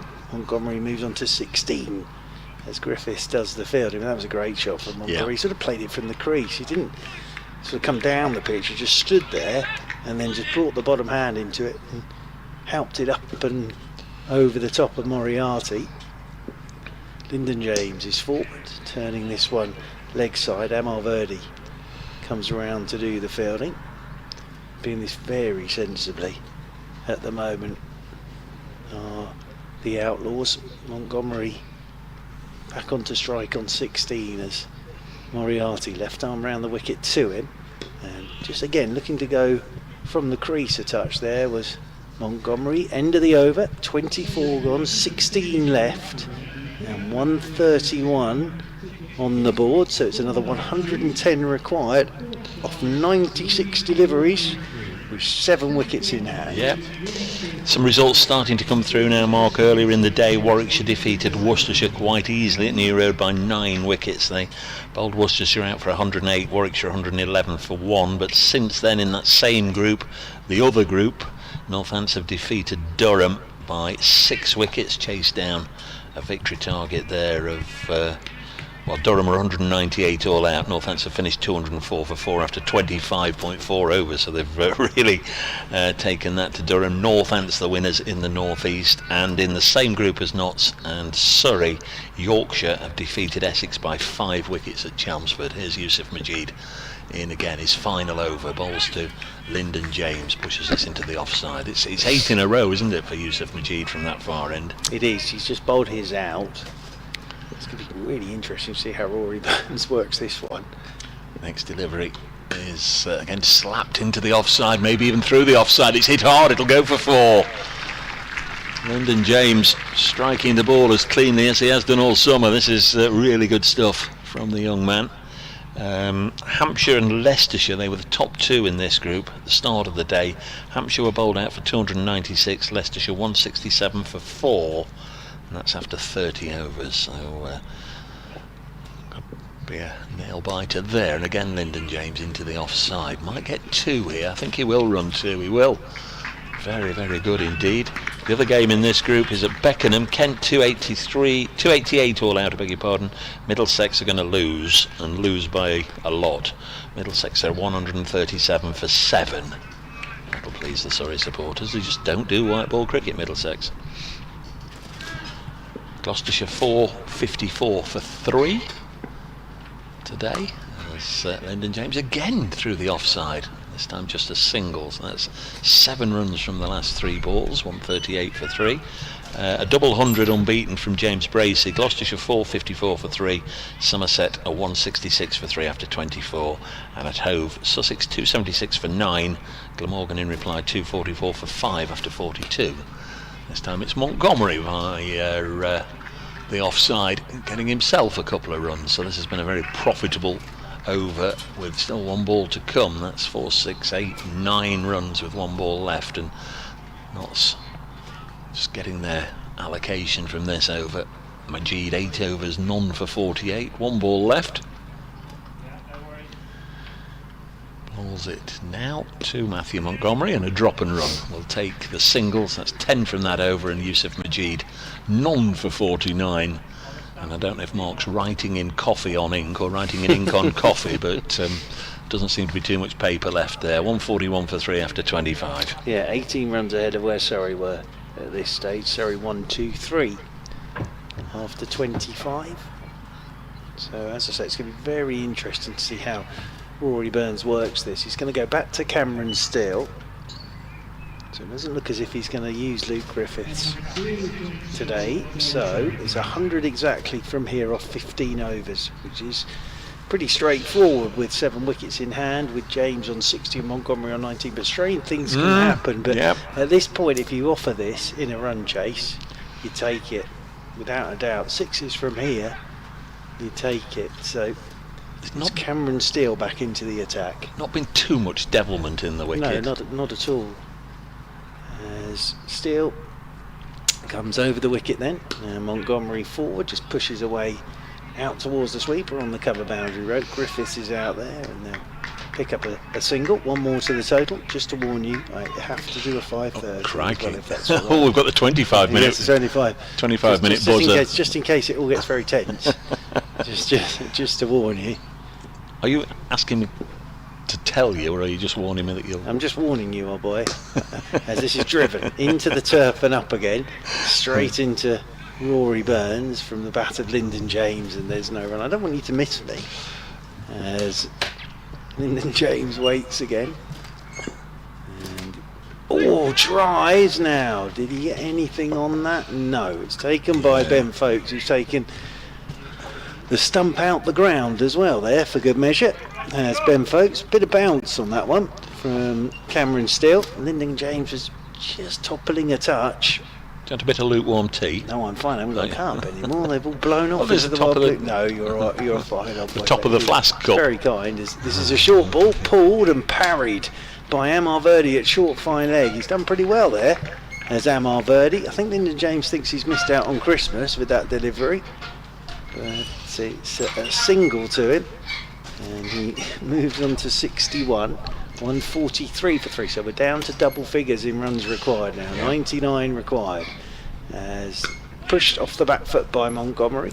out towards the sweeper on the cover boundary rope. That's Griffiths out there who does the fielding. That'll be one more to the total. So who comes back at York? Jordan Clark? Well, I don't know. It's interesting because he's not made the trip here. Now, whether he's going to come to York on Monday, I'm not sure. As Cameron Steele is in, and this is driven straight down the ground by Lyndon James towards long off, and they will pick up a single. So one more to the total. The only thing is losing Matt Dunn. Obviously, the only quick bowler they've sort of got left is Matt Dunn. Is Conor McCurr. So they may, because Josh Blake and Amar Verdi are the other two in the 13, and Josh is obviously a keeper batter, and Amar Verdi bowls off spin. So they may call for a reinforcement to make the drive to York tomorrow. That's the end of the over. 26 gone. 145 for 3. Got a bowling change. It's is it Moriarty? I think as well with Jordan Clark. I think the key thing is as well that Surrey looking towards September with the championship, and I think one of their reasons for him not coming on the road trip was not to sit on a coach for a long time in between games. So Dan Moriarty back into the attack, left arm round the wicket, bowls and slapped away by Lyndon James. Right arm, left arm, underarm, whatever. Lyndon James treating it all with the same comparative contempt at the moment. He's playing really nicely, although did have that life on 26. I think it was a life. He hit the ball up in the air. It was one that young Master Griffiths won't look back on too fondly. And Matthew Montgomery has decided to dispatch this one from the parish. I think that one is going to be one that we won't see again today. Well, I don't know. I think we might, because the gentleman in the blue coat down there, it sort of almost went straight to him, and he just ducked it, and he sent one of his small ball. No, we have. Oh my lord! Who has bowled it back and almost hit everybody in the front row. The young man there that bowled it back over the top of the crowd and almost hit everybody in the front row. Oh dear. Big 6 from Montgomery at the start of this over. Montgomery on strike again, forces this out into the offside and gets a single. Geddes doing the fielding. The 150 was brought up with that swat away for 6 by the recent German international Matthew Montgomery. Played in those recent ICC World T20 European qualifiers up in Scotland, and now Lyndon James hits it hard onto the leg side, but there is protection out there with Conor McCurr. He didn't know what your dad was talking about with the banana. He played for Germany. Yeah, well, not entirely sure that Matthew would, but I'm not sure anybody would. Next delivery, short, very short, and he's got away with that. Montgomery, for reasons best known to himself, didn't play it here. I wonder if he's going to be called a wide, but clearly inside the guidelines. Next ball sees him stroke it out into the offside. It is a difficult question to answer in your own language, isn't it? Why is a banana bent? There was a time where the EU tried to stamp it out, didn't they? Fatih Singh's coming on with Notts 12th man with some drink and towels and replacement gloves and other supplies for Matthew Montgomery and Lyndon James. So there'll be a brief timeout. 155 for 3, unsponsored timeout. 155 for 3, 27 have gone, so 86 needed from 13 overs. Notts have got 7 wickets in hand. Sorry, I've got to do a bit of jiggery pokery to sort out who's going to bowl these overs. Cameron Steele has ball in hand. Well, I've contemplated many things during my time on this planet, but I have to say that hasn't been one of them. Why a banana is bent. Here is Cameron Steele, and this is cut away by Montgomery. Start of the 28th over, just a single for Montgomery. So nice partnership from these two. Came together to score on 99, so they're now put on 57 with the minimum of fuss, really. Steele comes in to Lyndon James, and James doesn't really time this. Look to flick it leg side. Rolls in there to Ryan Patel at short mid wicket, and there's no run. I suppose they're a bit easier to hold, aren't they? So they're a bit like an old-fashioned telephone, the banana. And that might be the reason. There's short ball. Oh, Cameron Steele has almost bowled Lyndon James because he's tried to swing that out of Welbeck and missed it completely. And it's just bounced over the top of his stumps. Oh, he got away with that one a touch, did Cameron Steele and Lyndon James. As Cameron Steele's in again, and James just pushes off the back foot this time. Down towards Moriarty at backward point, and there's no run. Well, I've got a 2-hour drive to York tonight to contemplate that very question on the motorway this evening, as Steele is in, Lyndon James driving down the ground. He'll stroll a single and moves on to 65, 157 for 3. Stick around, folks. We might get him on purple carrots before too long. Well, Montgomery comes back onto strike on 30. 28th over of their 40, and we've whistled through these overs this afternoon because Surrey have lost Matt Dunn to injury, so they've only got the one quicker bowler. As looking to drive here is Montgomery to Cameron Steele, thick inside edge, and there is no run. So you can hear Ben Folkes there geeing up the Surrey players. 12 overs to go, 157 for 3. The target is 241. And Conor McCurr seems to be going through a warm-up routine. He's got 4 left, Conor McCurr. But he's the only quick he's got. He could go with Griffiths, but it's a big ask on your debut, isn't it, for Luke Griffiths? I think if you're going to do it, you do it now.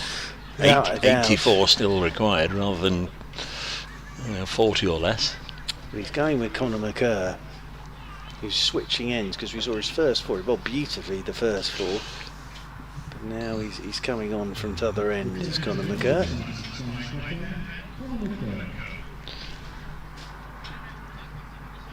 Could do with a wicket here from Conor McCurr, Surrey. Because this partnership, as I say, 58 from 49 balls in 26 minutes. Yep. So they've done it very nicely so far, these two. Good on you. We don't very often get minutes. Lyndon James 65. Matthew Montgomery on 30. They've added 58. James chops it down on an angle of 45, fielded by Yusuf Majid. We've lost Dom Sibley. Where's Dom Sibley gone? He doesn't love us anymore. He's up to a mid-wicket position now. That's Mr. Sibley. He's been in front of our marquee for much of the innings since getting clattered on the knee or the shin. Well, I'd hazard a guess that he's going to make runs at York, because when you have a day like he's had today. Comes Conor McCurr. Just wondered if they're going to hold up proceedings. Montgomery isn't bothered about a youngster running behind the side screen. Takes a single. So I wondered if they're going to hold things up. It's funny how people call themselves. I just had one of my tweets liked by Robin. I hate Ferraris and the Glazers out. That's what he calls himself. I hate Ferrari and the Glazers out. I don't know. Yeah, it's a strange thing. We were It is. discussing that this very morning. Were you? You and I were. Next ball is just run out as far as Patel. They discussed the chances of stealing a single and decided against it.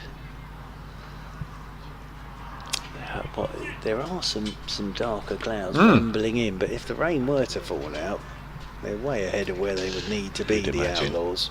You'd imagine.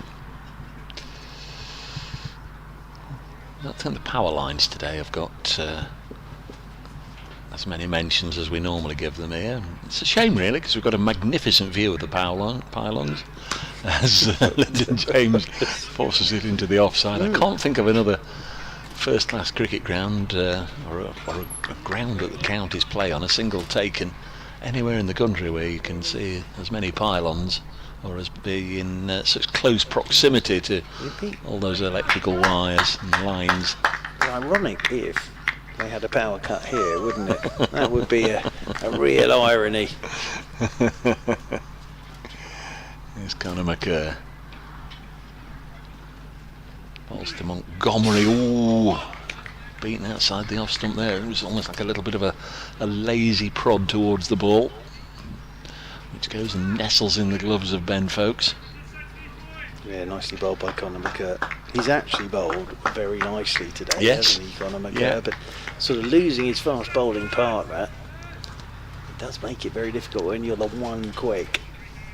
Everything else has been spent.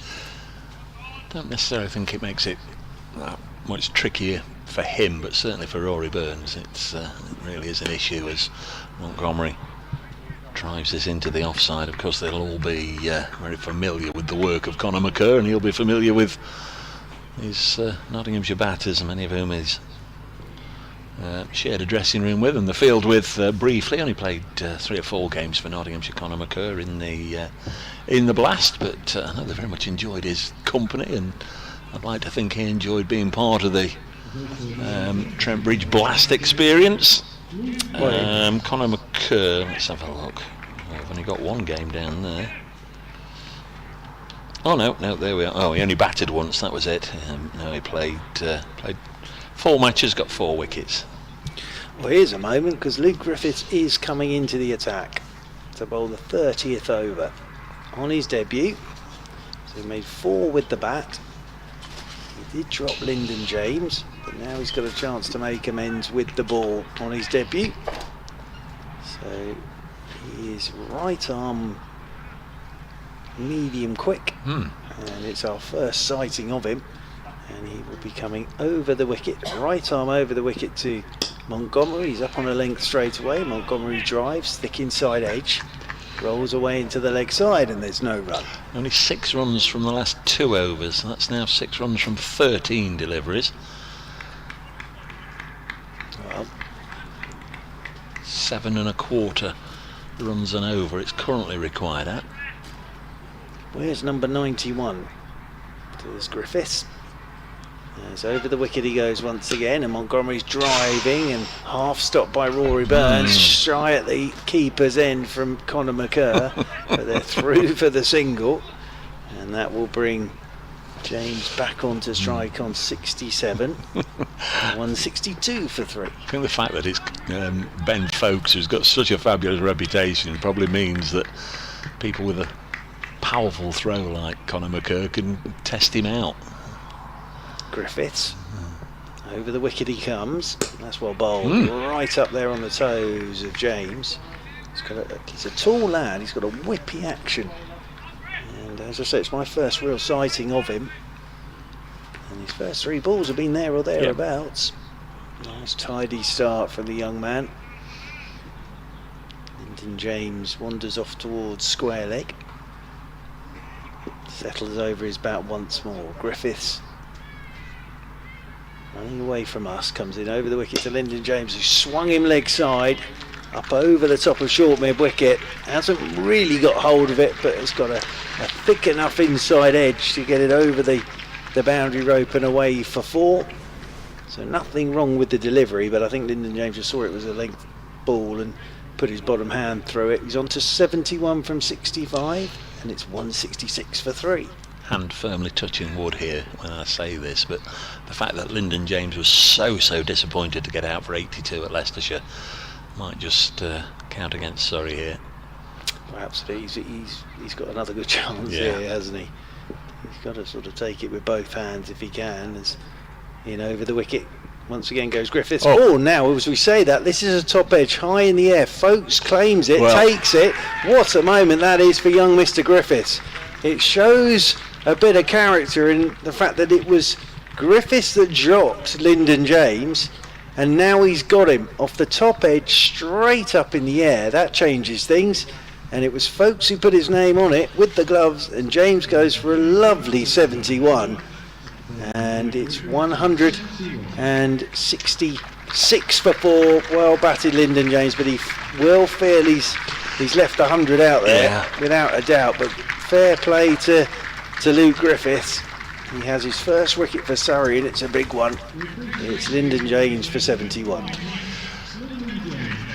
Yes, now then, as Mark said, puts a different complexion on things, just suddenly gets interesting. As we said, going into that over, just 6 runs had come from 12 balls. There's been a boundary in this over before Lyndon got out, but went for another big hit, went straight up in the air, and there was just a brief second where you sort of wondered where the ball had gone, and then once I located it and could see that Ben Foakes was running underneath it, you just knew it was going to be the end for Lyndon. Liam Patterson-White on his way out to the middle has a top score of 62 not out in this format. Won't need that many today, but certainly he'll need to stick around and now just help Matthew Montgomery to guide knots closer to the total. Still 75 required, and does make it a little tighter. I wonder if analyst Holly, just to the side of us, could just have a look at the old 162. 162. See, she tells you before you ahead of the ask gate. it. Yeah. As Griffiths in first ball for Patterson-White, and the left-handed Patterson-White just turns him off his hip into the leg side. He'll pick up a single, and that's one more to the total. But what an over that was for Luke Griffiths. The wicket of Lyndon James for 71. Yeah, 2 men would have been relieved there to see Foakes underneath it with the gloves. Griffiths, obviously, and I think Amar Verdi as well, who was there at short fide, was probably delighted to see Ben Foakes getting near it. So, yeah, nicely poised again now with that wicket. After 30, Surrey were on 159. So 10 to go. 2-4-1 the target. 167 for 4. What did Holly say? 166 was the 162. Okay, so it's very much in that ballpark, neck and neck. Liam Patterson-White, punchy, left-handed middle order hitter. Give him a bad ball, he'll slap it.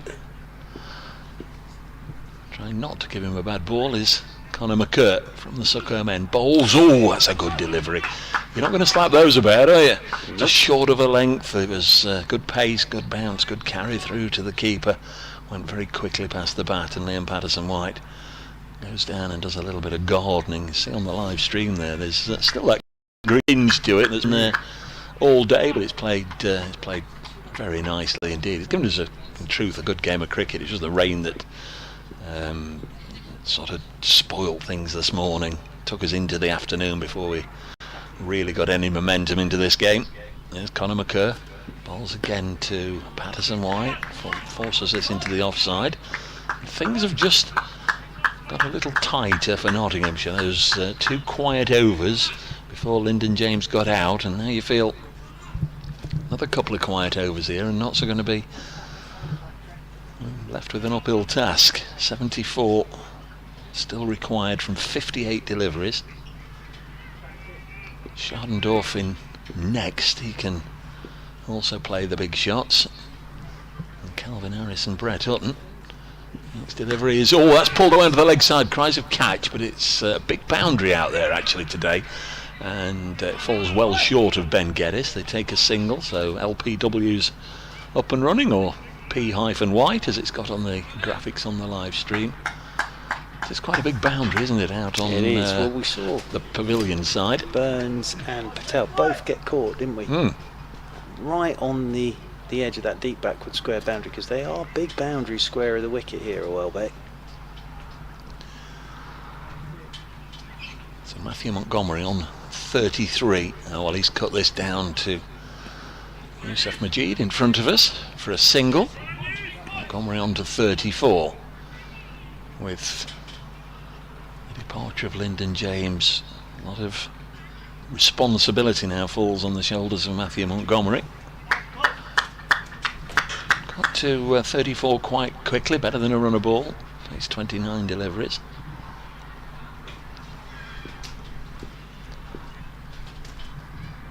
McCurt, good figures, 1 for 19. Patterson-White keeps this out, and there's no run.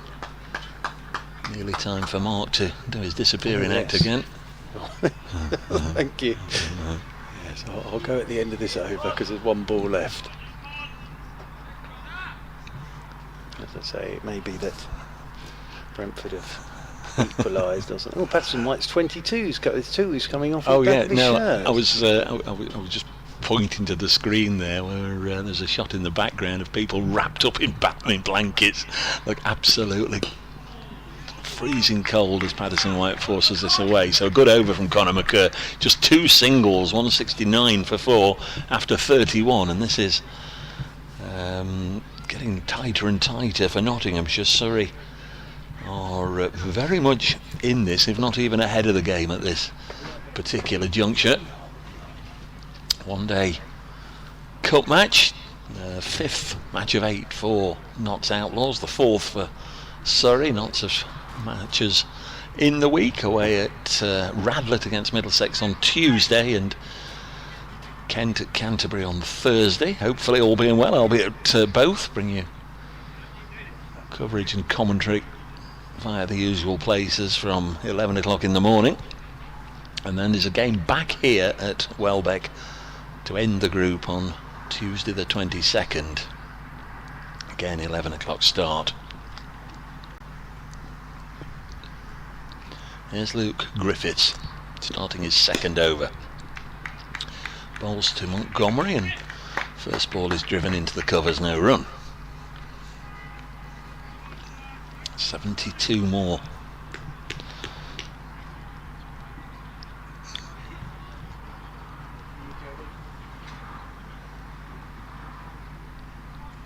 Only 9 overs left, so Nottinghamshire, I think I've got to make sure they don't have many more quiet overs. Griffiths in again and trying to force it away, trying to up the ante a little bit. There was Montgomery, danced down the track and didn't get too much on it.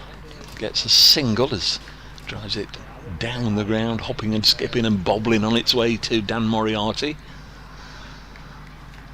Matthew Montgomery on to 35. 170 for 4 here on BBC Radio Nottingham Online, BBC London, and via the live stream.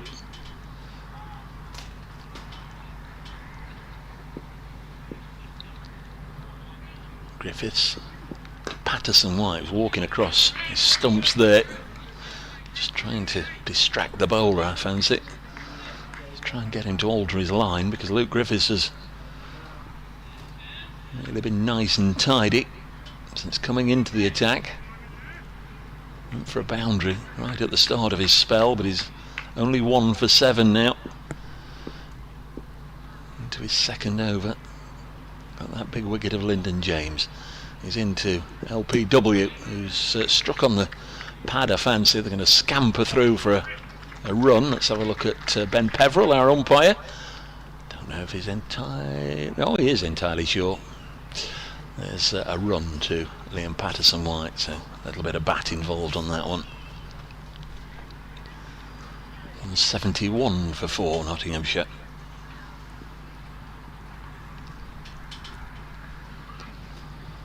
Griffiths to Montgomery, pulls this on the leg side, maybe a couple here. In fact, it's gone for 4.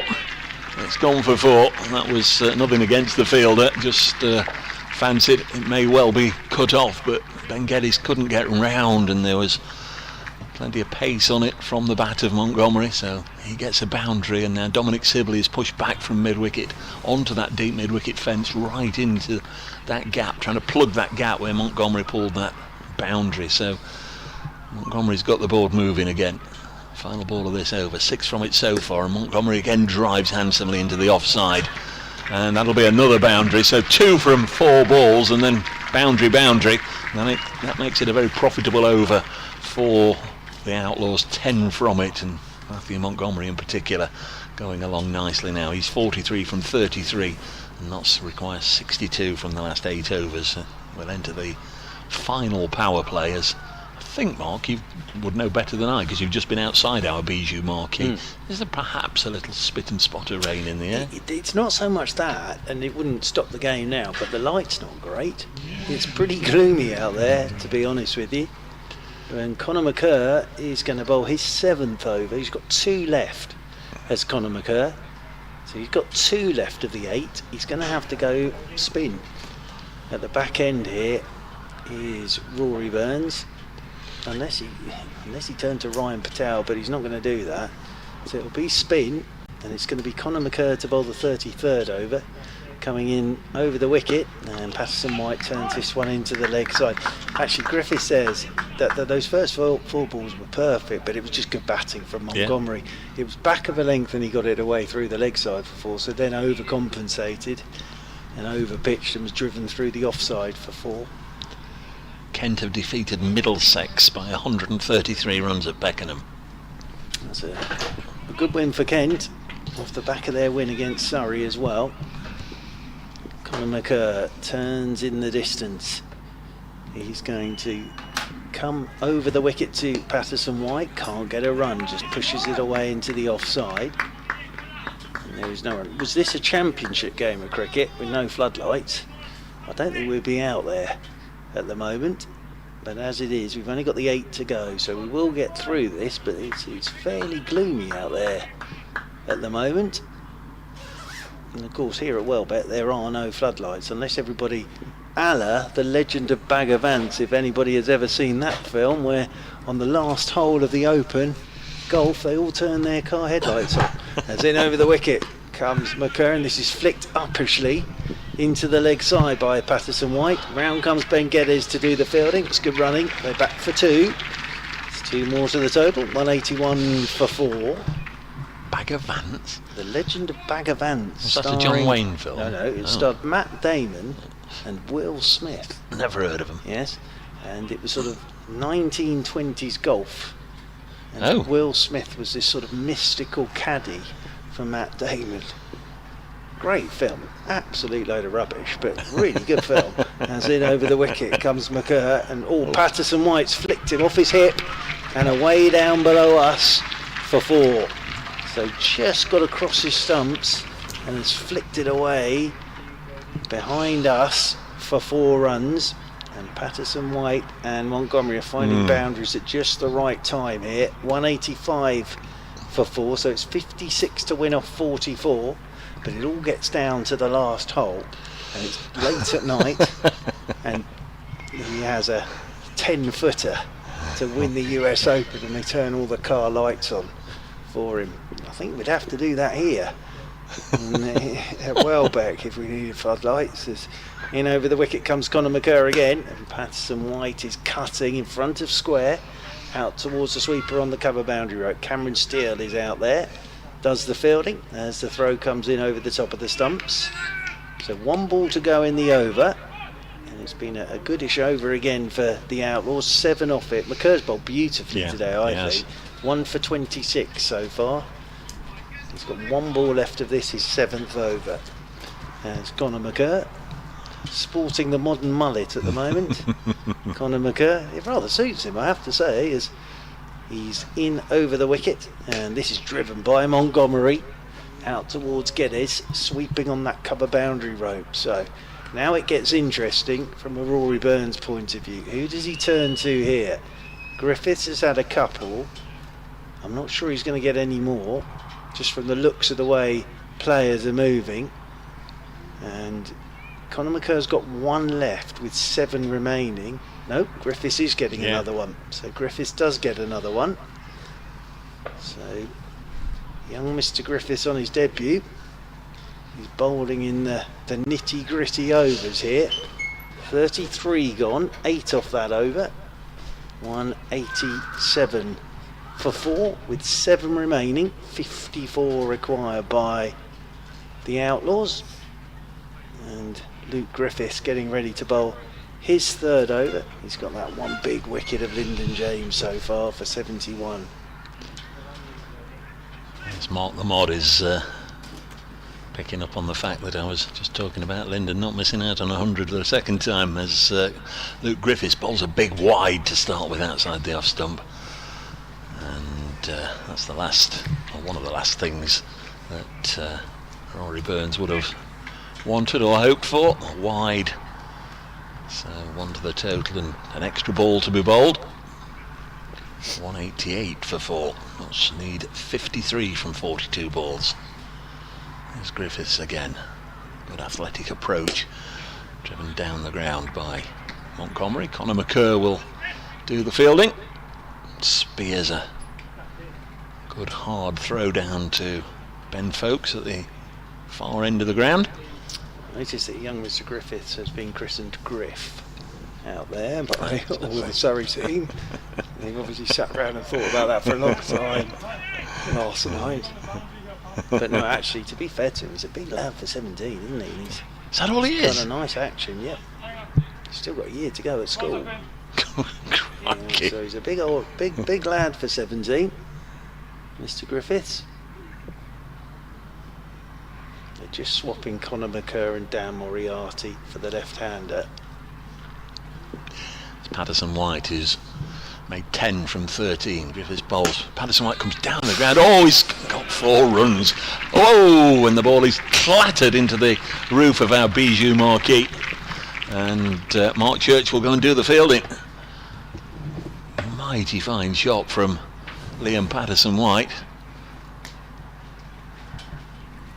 Just had to be careful what I said there or what I didn't say there, because Dan Moriarty came to get the ball from Mark Church, and I was just about to say that Dan Moriarty will feel a little disappointed with himself that he didn't stop the ball. Yeah, 4 to Patterson White. We'll pick up on that in a second as the next one is turned onto the onside for a single by Patterson White. It was hit so hard it went through him. Yeah, and it's always the way, isn't it? They swap them over to get the slightly more mobile Conor McCurr into that long on position, and what does the batter do? Patterson White smashes it straight at Moriarty. So again, good time to find a boundary. Here is Griffiths. Montgomery's on 45 and drag this on the leg side. We'll get a single to move to 46, 195 for 4. We do like a trier, and Kev Tilston can fit into that category. There was once some pylon. There we go. This is the problem, not with the quality of the words, the quality of me reading them. Is this a limerick? There once was some pylons in Suckholm with electricity running through them. They fell with a crash, an almighty flash, and everything around did nuke them. Well, yes, Good effort. yes, Yeah, we like a trial. Well done, Kev. effort. Decent effort. Liam Patterson White, and a textbook long barrier from Master Moriarty prevents any runs this time. 195 for 4. Montgomery 46. White, Patterson White 15. 46 required from 37 You can deliveries. see Kev getting some work with greetings cards there during the Christmas period, can't you? They always have The problem is, rubbish poem in them. Kevin and I set that challenge about 11:30 on Thursday. There you go. So he's had a good couple of days. Oh, Liam Patterson White has got hold of this one, and well, you can only get 6 no matter how far you hit it, and he's hit that a long way over long on. Useful runs, and whether there was any doubt or thought in Rory Burns' mind as to whether he was going to bowl Luke Griffiths or not, well, it might just be having a revisit of those thoughts, because that over went for what, 10, 12, 14. It's 201 for 4 with 6 to go. Well, it's tough, isn't it? Because again, what they've done there is just waited till the end of the over, targeted that last ball, and just picked it up and launched it for 6. So Conor McCurr's going to bowl out here. He's been outstanding today for Surrey, but they've missed Matthew Dunn today. They really have. So what happens after this? Well, that's what's going to be fascinating, really. I would have thought probably a bit of Cameron Steele, and his Moriarty got left as well. I would have thought he's going to have to go to those two. As in over the wicket then comes Conor McCurr, and this is the uppercut. Oh, he's got hold of that. It's Montgomery. That's 6. Just lay back and uppercut that over third man and away for 6. And what a nice way to bring up his 50. It's been a good innings this from Montgomery. Came out straight away sweeping the spinners, and he's moved on to 52 from 37 deliveries, and it's 207 for 4. But that was very nicely played. Just a little bit of width on it from Conor McCurr, and with his pace, just the uppercut was always taking that over the boundary rope and away for 6 runs. So 207 for 4, 34 more required now by the Outlaws. Conor McCurr comes in over the wicket once again. Montgomery's gone outside, he's off stump, turns it into the leg side. Quick singles taken, Sibley does the fielding, they're through for the single. That'll be one more to the total, 208 for 4.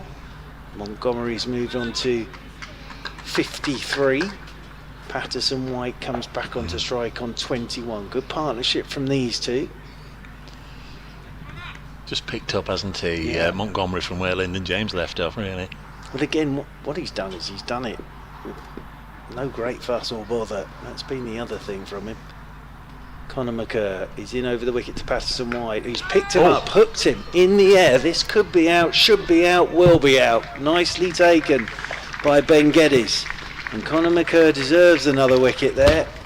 It was picked up off his hip by Patterson White, swung in the air, and it was a nicely judged catch, that, from Ben Geddes.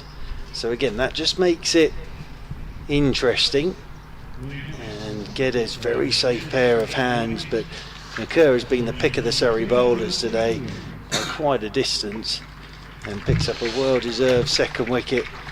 Gone for 21, Patterson White, and Notts 208 for 5 in the 35th of their 40 overs, with their target still 241.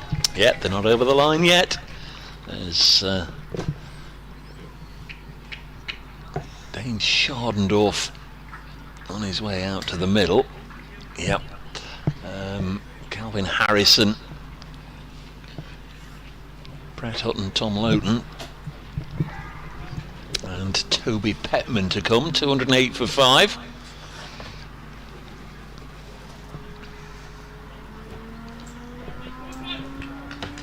Yeah, that was a very, very good catch from Ben Geddes. Came sprinting in. Eminently droppable, those. Very much so. The other thing is, as I say, it's very gloomy out there. So it's the ball can't be easy to pick up at the moment, I wouldn't have thought. So Shardendorf is out there into the middle to join Montgomery on 53. It's always a source of great debate if it's easier for the fielding side in gloomy conditions or for the batting side. And I think at least the fielding side have been out there a little bit and their eyes have adjusted, and it's easier for the batsman or the batter who's been out there all the way through it as McCurr bowls and Shardendorf's away first time. What tends to be... Oh, there's a horrible misfield down here by Majid, and they've come back for 2. That was a little bit careless. It was a comfortable single all day long, but he took his eyes off it and the ball bobbled away from him, so they came back for 2. It's generally the toughest, I think, for somebody just arriving freshly at the crease. They've got all the usual hardships that you would face when you first go out to the middle, just getting used to the pace, the bounce, the environment, the conditions, a little bit breezy and all the rest of it, but you've also got the gloom as well, as Conor McCurr bowls, and this is slapped away by Shardendorf onto the leg side. There is protection out there with Cameron Steele. Single taken, 211 for 5. 10 runs from this over, but a wicket as well. Yeah, I think at the moment what Surrey would need to do to win this game is not Montgomery over. Yes. Now, I think if Montgomery stays there, the Outlaws will probably win this with a bit of time to spare. McCurr trying to get rid of him, and Montgomery, having none of it, turns it out again to Cameron Steele. So that is the end of Conor McCurr, 2 for 38 against the side that he had a loan spell with earlier in the season during the T20 blast. Played very nicely today. Nobody taking any liberties against Conor McCurr. Picked up a couple of wickets. 212 for 5 after 35. Notts required 29 from 5 overs. 29 from 30 balls. What price a tie, anybody? Well, there we go. And who are we going to? Dan Moriarty. So he's going to have to go to spin here. Bowled out Conor McCurr. He's been without Matthew Dunn. Dunn was in his 3rd over, wasn't he, when he came off? 2.2 overs. Over. So he's had to do it without his other quick bowler, Rory Burns. So it's going to be Moriarty to bowl the 36th over. 5 to go then. 29 required. And it'll be the right-handed Montgomery on strike. on 54. So Dan Moriarty, left arm round the wicket to Montgomery, and Montgomery just pushes him to backward point. Oh, if this hits trouble. Oh, and the throw goes over the top of the stumps. It was down to backward point. It was an opportunity, and had that hit, I don't think he was in the picture, and I think it's young Mr. Griffiths again, who's certainly been in the game on his debut. It wasn't a bad bit of fielding at all, but the throw, as it hit the turf, it just took a bounce and went over the top of the stumps at the bowler's end, and he had to go for it, and Montgomery moves on to 55, and it brings Schardendorf on to strike on 3. But I think if that had hit, he wasn't even in the photo, was he? He had to hit them on the full rather than bounce it, as you say. As soon as it bounced just over the top, but it was an accurate throw. So 28 needed off 29 balls. Round the wicket goes Moriarty, turned by Schardendorf into the leg side. Good running. Quick single down towards short fine leg. And another single. They can do it in singles, obviously. 27 off 28. Even I can work that maths out. And on to strike comes Montgomery. Dom Sibley comes down to our right at long on.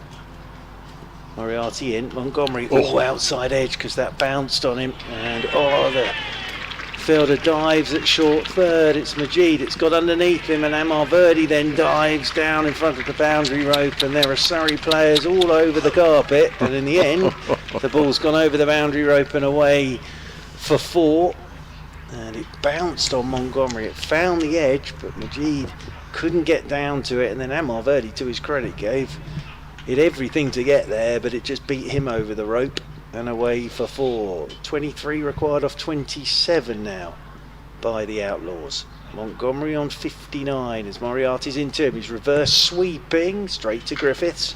He whips the ball in over the top of the stumps to Ben Folkes, and there is no run. No stage. Did I ever think that was going to go for 4?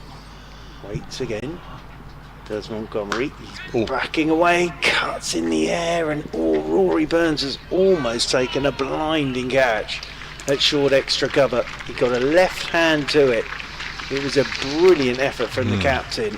It really was. He's ringing that left hand because Montgomery absolutely laced that, but Burns flung himself to his left, got a hand to it, but couldn't cling on.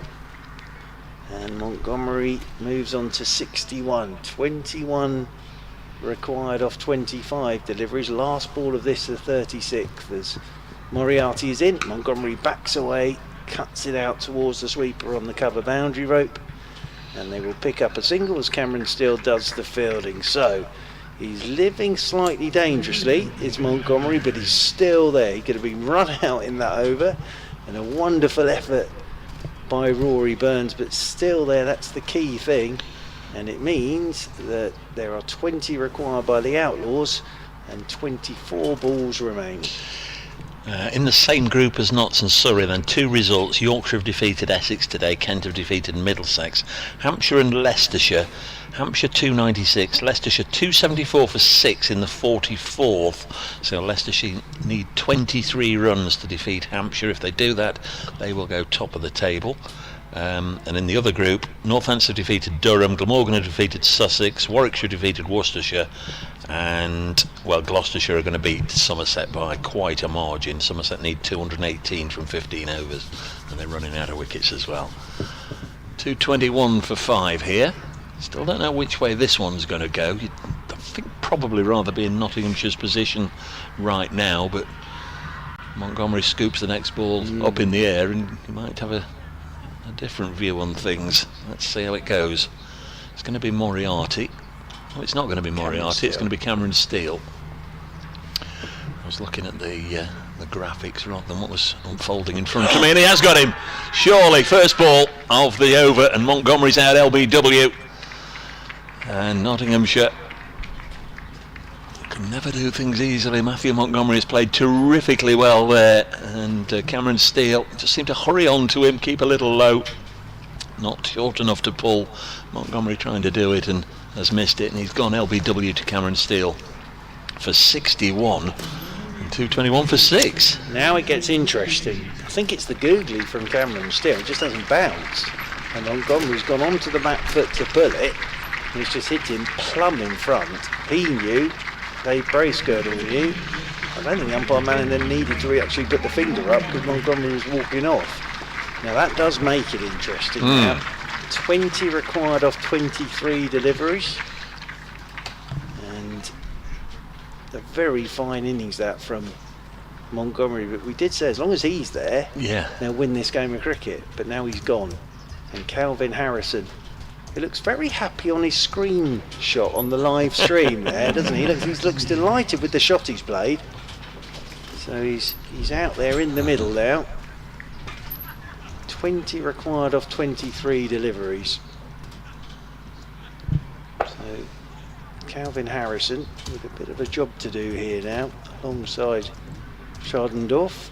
Surrey are having a committee meeting. Cameron Steele, Rory Burns and Ben Folkes.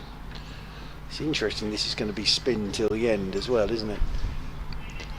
Doesn't happen very often. No, it doesn't. You get to the death overs in a run chase and it's spinners having to do the work. So a good game, Cameron Steele. 2 for 31 and 67 with the bat.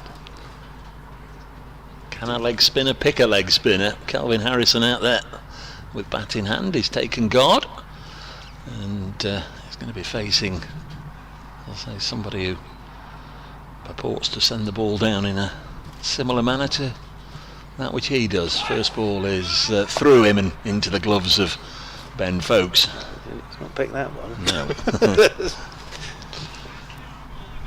Isn't it funny how sort of you bat against the person who does your art form, and still at times you can't pick him. 20 from 22. He'll try the googly again here. Will Cameron Steele, because he's got a really good googly.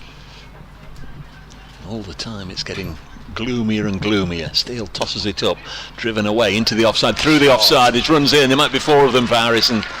Fielders in hot pursuit. Nice looking shot from Calvin Harrison. Just takes a little bit of pressure off with that boundary. 16 now required from 21. It just stopped the equation getting down to a run a ball, didn't it, there, that boundary. So Cameron Steele, wicket first ball in this over, then a dot ball, now the boundary. Fourth ball is off the outside edge, not with any great conviction from Calvin Harrison, fielded by Ryan Patel at backward point. It's a very good shot to the previous delivery, just tossed up a bit more by Cameron Steele, driven beautifully through the covers.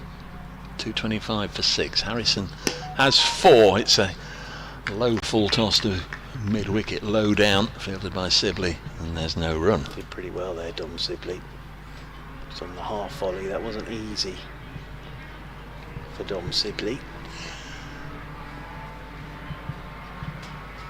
Sounds like there's a Grand Prix taking place nearby. Next ball is, well, cries of catch, but it was always falling well short of mid-on. So is that the end of the over? It is an interesting one indeed, with a wicket at the start of it. 225 for 6 after 37 overs, so Notts requires 16 from 3 overs. Always say it this time of the day. I don't, and that's why producer Kirsty has just reminded me.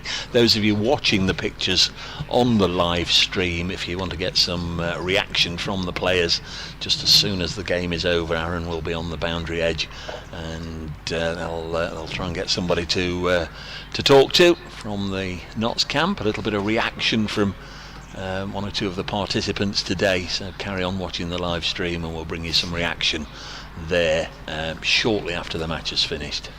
So it'll be Dan Moriarty to bowl the 38th over. 16 needed, 18 balls remaining. Schardendorf is the man on strike as Moriarty goes around the wicket. Schardendorf is forward, pushes this one away into the offside, and there is no run. I've always thought with Calvin Harrison as well, if he could combine his cricket with a career in Hollywood, he's got the perfect name, hasn't he? Sort of as the main action hero. Sweeping is Schardendorf. That's hit the glove, I think. Rolls away into the leg side. So 2 dots to begin with in this over from Dan Moriarty, and we're down to 16 required off 16. Very interesting this. as Moriarty is in and sweeping. Shardendorf's got an awful lot of that. That's a great shot, despite the best efforts of Ben Geddes, who almost lost his trousers on that occasion. And one of the security men does the fielding, but that was well struck by Shardendorf. That was the loudest roar of the day, I think. I think it was. Crikey. There's a family there on the live stream who look like they're in the Arctic. God, dear, they look cold. Look at them there. Have you had a nice day out? They've gone to Lapland for the weekend. Oh dear. So Moriarty in 12 required off 15 balls. Shardendorf lets this one go outside his off stump. It's spun away, but no wide signal. It just kicked on him as well, and he indicates that. Oh dear, they do look cold. They are.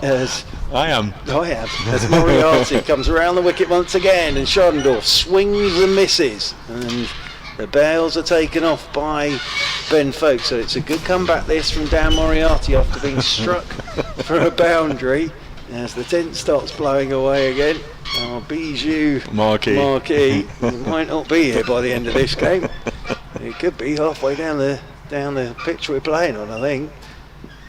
The last ball of this Moriarty over, 12 required off 13 balls, and backing away as Shardendorf clubs it up to Conor McCurr at mid-off, and they pick up a single, so just 5 off the over. So it's not a bad over that at all from Dan Moriarty, and 2-2-9 for 6 with 12 balls remaining. 2 overs remaining and 12 runs required by the Outlaws. We've sat here all day for 1 point each, Mark. Yes, but it could happen. 2-4-1 is the target. We can't actually see into the production Bijou Marquis, but producer Kirsty is also wrapped in a blanket. She says. Very sensible. Yeah. Is that not a staff blanket, It does Kirsty? feel like sort of base camp in here now, doesn't it? Before you try and scare them out. 2.29 for 6. Start of a new over. This is cut away for runs. At least a couple should be cut off by Ben Geddes. And they do come back for 2. Both of these players do like to hit the ball hard. Harrison 6 now and Shardendorf 8. So 10 required from 11 balls. Here on BBC Radio Nottingham, BBC London, a match that started at 11 o'clock, was interrupted about 4 minutes past 11 for an hour and a half.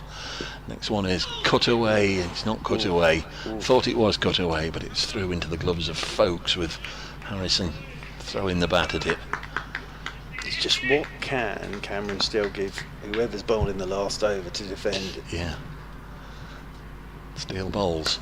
Cut away. Should be 2 more. The cry was 2. Harrison will come back for 2. In comes the throws. Good fielding by Ben Geddes. Couldn't do much more really. From where he is, he's got to be 75 yards away, and Harrison was always going to come back for 2. I fancy even it had been hit straight to Ben Geddes that had come back for 2, but he had to move 30 yards to his left, which he did quickly. It was a good throw. Everything was good about that, but Harrison wasn't going to be denied. Yeah, it was a great bit of work from Geddes. It's a long old boundary that out there. 8 from 9. Cameron Steele licks his fingers, bowls, and again chopped out into the offside. Captain Burns, there's runs and runs and runs coming through the offside. Do you stick with it, Rory, or do you put another man over? Single taken. Anyway, 234 for 6. 7 required from 8. Does Shardendorf gamble here? One big shot, game's over. And We he's don't got even that. go into the last over. And he's got that. It's just picking the right one to go after, isn't it? We've seen he loves the slog sweep. Hit a couple of big sixes at Race Road last week. Steele to bowl to him. Bowls and backed away, and he's caught. He's hit it to backward point. And Surrey hang on, they're still in this. 234 for 7 as Shardendorf falls for 8. Cutting Steele into the hands of Patel. Now 7 required from 7. 234 for 7. Well, it's been a slow burner this, but it's getting exciting, isn't it? And that's a good catch actually from Ryan Patel. And Shardendorf goes for 8. So 2, 3, 4 for 7. Just a reminder, 2-4-1 to win it. 240 So 240's a tie, six for the tie. Yeah. 240's a tie, 241 is the win because we're on Duckworth-Lewis here. And it's good bowling from Cameron Steele again, 3 for 40 now to add to his 67 with the bat. So he's having a very good all-round game. Is Cameron Steele, and out wanders the formidable figure of Mr. Brett Hutton.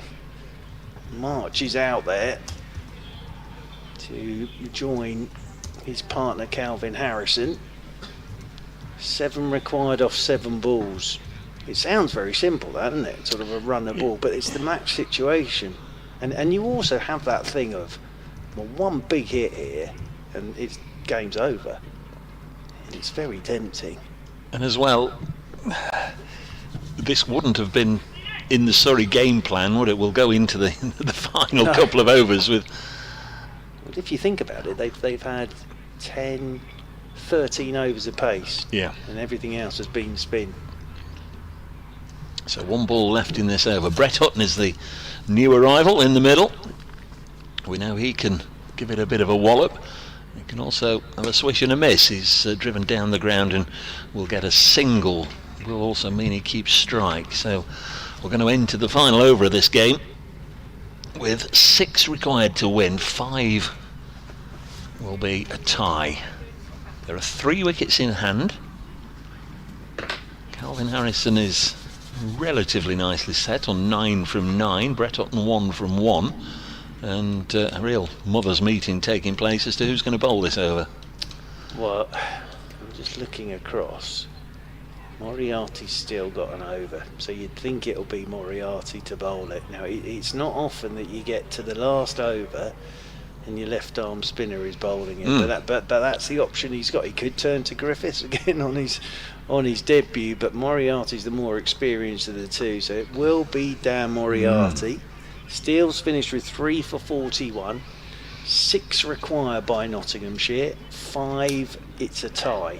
So this will be very interesting, because as I say, it's not often, is it, that you sort of get to this stage and it's the spinner doing the job for you. So I say it's been forced upon Rory Burns. This wouldn't have been part of his thinking at all today.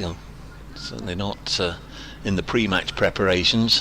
What we'll do is we'll get down to the last few overs with spinners at both ends. Good luck. Here we go then. 6 required. Moriarty, first ball to Hutton. Sensible from Brett Hutton. Just whips it out towards Ben Geddes at deep mid-wicket, and they will pick up a single. And the in-ring fielders are very close in, Mark. They're not hanging about on the 30-yard discs anymore. They're very, very close there, just to stop the drop and run as well. They are. The field at the moment, short fine, short third, sweeper on the cover rope, deep mid-wicket as well, short mid-wicket, extra cover, mid-on, long off. Harrison on strike, 5 needed off 5 balls, and he's driving straight up to Sibley, who dives and does the fielding. It's just a single, so 4 required off 4 balls.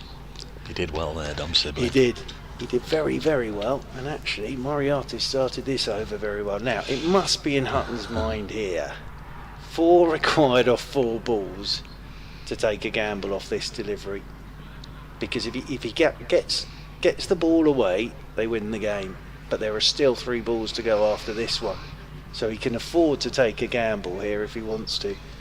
Brett Hutton, 4 off 4. Maybe the game plan is to do it in singles, but I'd be surprised. So Moriarty, 4 required off 4 deliveries by the Outlaws. Moriarty is in. Hutton, there's the gamble. It's gone straight up in the air. Sibley's underneath it. Takes a brilliant catch. And Dom Sibley's day is getting better. That's his 3rd catch of the innings. And as I say, Hutton in many ways had licence to give that a go, because there are still 3 balls to go. But the catch is a good one from Sibley. It really is running backwards. And that means now that Nottinghamshire need 4 off 3 deliveries. And Brett Hutton goes for 2. You could see the thinking with him. This was the ball he was going to take on, but it's gone straight up in the air. And Dom Sibley backpedalling, and then it was getting away from him. And that is a terrific catch from Dom Sibley. It really is. And as I say, his day has improved as it's gone on. And it means 4 are required now off 3 deliveries by Nottinghamshire. New man is Tom Loughton, who batted at 4 the other day. He only made 4, but Notts bumped him up the order just to let him have a little bit of time at the crease. It was only a very brief visit. Yep, so Loughton is out there. 3 balls left. 4 needed by Nottinghamshire, and it's an absolute tantaliser. This, if you're the batter, you walk out there, and in the back of your mind, you're thinking, one good shot, I'll walk off with my bat raised. I'm a hero. But then, you know, if you get it wrong, cool, you're putting the pressure on the next hit. I think, actually, from a Brett Hutton point of view, that was exactly the right option. Yep. And he had 3 balls left after it. Too much vertical and not enough horizontal. Yeah. So Loughton is the man on strike. This is great from Moriarty so far. It's 4 needed off 3. As Moriarty round the wicket to Loughton, he's chipped him in the air. Oh, it's just over the top of Moriarty, but it's 1 bounce up to Sibley. But there are no runs, so it's 4 required off 2 balls now. Dear, oh dear. Oh, this really is turned into a very strange end, but a very exciting end to this game of cricket. No run off that ball. 4 off 2. Here is Moriarty then to Loughton. Loughton's down the pitch, drives. Oh, mix up, run out. Yes! And Surrey are pulling something remarkable out the bag here. And what an over this is from Dan Moriarty, because Loughton hardly got anything on it. And Harrison shot up because he wanted to get onto strike, and the throw came in over the top of the stumps. Harrison is run out, and again it's a dot ball. That's the key thing. It's a dot ball, and it means now it's 4 required with a ball to go.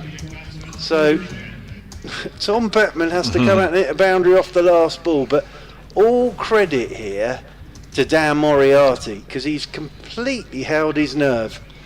And well, it was just, they had to try and get Harrison on to strike, but couldn't manage it. Goodness gracious me. Yeah, it's Toby Petman, of course. He'll be at the non-striker's end. Tom Loughton is on the strike. Now Surrey protecting the boundaries a little bit more. They are indeed. 4 required. 3 for the tie, Mark. 3 for the tie. It's all great tension in our Bijou marquee.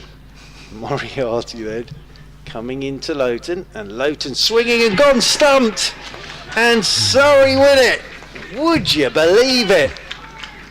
Because Loughton has gone for the big shot, had to, and it's turned, beaten the outside edge, and Ben Folkes has whipped off the bails, and Dan Moriarty there has bowled a quite brilliant final over, and somehow Surrey have pulled it out the bag, and Surrey have their first win of the competition. And Dan Moriarty, what a last over that is. Notts will wonder how on earth they haven't won that game of cricket, but that is the strange thing with cricket, basically. And off the last ball, tried to whip it away through the leg side, had to, and Loughton gone stumped, and Surrey have their first win by Duckworth-Lewis. But what a terrific game of cricket that was. But what a dramatic old finish, Dave Bracegirdle. And I think the Outlaws will wonder what on earth has happened. Surrey will think to themselves, we've somehow pulled a win out the bag. Yeah, I don't think it's quite as bad as it seems on the graphic. It was wicket, dot wicket, wasn't it? Yeah. The one that was chipped over the bowler from the 5th ball. Or was it the 4th ball? But Moriarty finishing with 3 for 55. Quite a dramatic end to the day for him. Quite a dramatic conclusion to a game that was in danger of being washed away this morning. Nottinghamshire might feel, on reflection, those rains could have been a little harder. They had the run chase in hand, in check, you feel, pretty much most of the day. But Surrey just pegged away and got important wickets at important times. Lyndon James played really nicely for his 71, 62 from Matthew Montgomery. It almost mirrored the Surrey innings with 60 odd scores for Cameron Steele and Ben Folk, so there wasn't a lot in it between the two sides on the day. Just a glimpse there on the live stream of Peter Moores and his side. I would imagine the head coach is a little bewildered as to how that one was tossed away. I'm sure it's all part of the learning curve, but that's one that's slipped away from Nottinghamshire. Just before we wrap up, many thanks to everybody that's taken the trouble to spend part of their Sunday with us, either here on the ground in person or at home or far afield, for either listening to us on the BBC Sport website and app or following on the live stream. Speaking of which, thanks to Kirsty and Aaron, the production team, for basically getting us on air, keeping us on air for most of the day, providing the graphics and generally looking after us, and to the excellent camera crew of Jono and Spence and Jodie. Your work is really appreciated. Thanks to everybody. A particular big thank you to Mark Church, who always makes these occasions such good fun. Very much enjoyed spending the last, whatever it is, about 8 or 9 hours since we linked up again, coming through the gates here at Welbeck this morning. Safe travels. I know you're on your way north. I'm going south tomorrow down to Radlett, and well, we're both now in the same group, and we're both now playing catch up with some of the other sides in the group. Surrey get their win today. Notts have been defeated, but I think we'll remember our Sunday at Welbeck for a lot of reasons today. I hope you've enjoyed your trip, and safe travels. Thank you for your hospitality, and thank you to Welbeck as well. It's been a terrific afternoon, great game of cricket, strange game of cricket, but a great game of cricket, and yeah, very much enjoyed it as always, so thank you to everybody. Thank you, Mark. Mark will be on air 11 o'clock Tuesday morning with Jonathan Doidge, no doubt, from York Cricket Club, Yorkshire, Surrey. Hopefully, God willing, I'll be doing the same down at Radlett, my first visit to Radlett, so there'll be lots to see, lots to talk about down there. No idea who I'm doing the commentary with. It's always a joy racking up at Middlesex and seeing who you're going to be sharing the day with, so we'll look forward to that. But from the pair of us at Trentbridge, again, huge thanks to everybody involved in getting us on air, but principally huge thanks to you for being there. That's why we do it. We'll speak to you soon. Those of you watching the live stream, there'll be some post-match reaction to follow shortly. Good night from us all.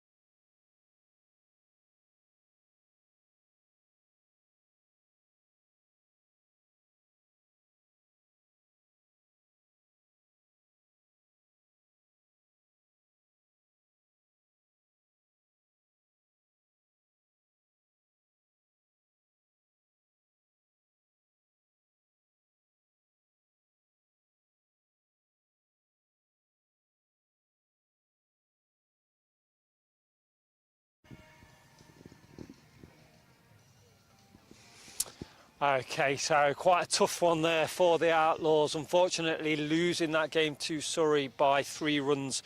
Lyndon James joins me now. Never nice ones to do, Lyndon. I appreciate that. 7 from 7. I think it was 8 from 10, something like that. Just what was the feeling in sort of the dressing room at that point? Was there confidence, or I imagine they were always a little bit squeaky bum at that point? Yeah, a little bit. I mean, I'm not a great watcher personally, but I think always have faith in the group to get the job done. We had confidence in every person going out to get the job done, and unfortunately, I just couldn't quite get over the line. The wicket today, compared to the one on Friday, kind of felt that it had less demons in it. Is that how it looked and how it felt? A little bit, yeah. It had a bit more pacing actually, which was so. Even though it had a bit more pacing, a bit more live grass, it felt like it came on a bit nicer than Friday. And whenever we played, felt like you could score a bit easier. And also the fact obviously it became a 40-over game kind of changed the complexity of the game. I think they came out harder after the rain break, put us under the pressure a bit, so it didn't quite feel like that nipper like it did on Friday. And then similarly when we played, like they brought spin on pretty early. Obviously Matt Dunn going down for them meant they brought spin on early, and spin felt a little bit easier to get away. So the pick wickets have been good both games. Just felt like today had a little bit more pace in the one on Friday. That rain break, obviously changing it from that 50 over to the 40 over. If you go back to sort of the very beginning when obviously we took the wicket of Dom Sibley, was you quite glad that Haas, sort of won that toss and chose to bowl, because it looked horrendous conditions to bat in, to be fair? Definitely. I mean, the overheads this morning, there were quite a few clouds around, similar to Friday. Obviously we could see the rain kind of coming over. Obviously Brett's done what he's done all year, started beautifully.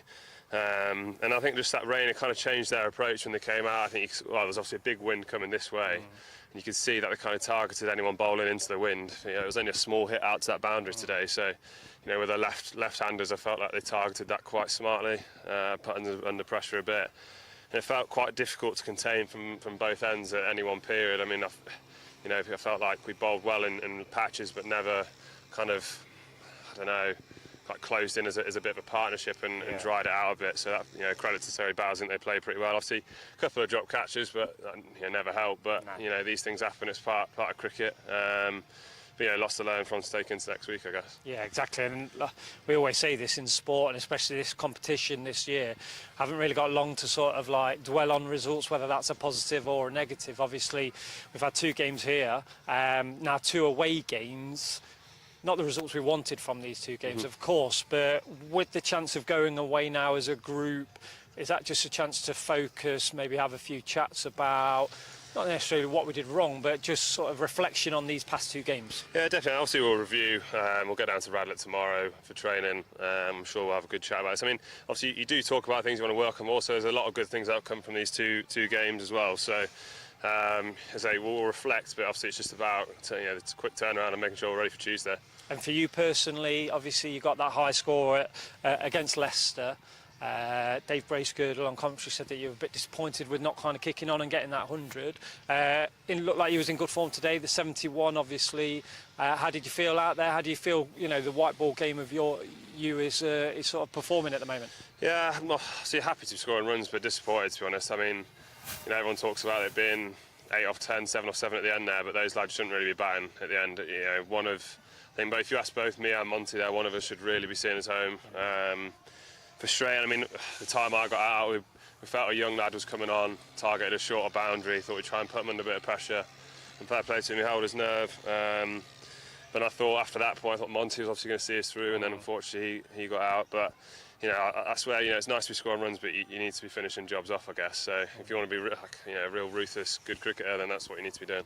And then just finally, obviously, 3 games left now in this competition. It's kind of still tight there in that sort of middle. 3 people, from the group qualify, etc. Yeah. I know, obviously, there will be people, fans, players, coaches. We're all a little bit disappointed, obviously, today, especially. But like you say, it's a chance to reflect and look to 3 games and really kind of finish this campaign the way that we want to.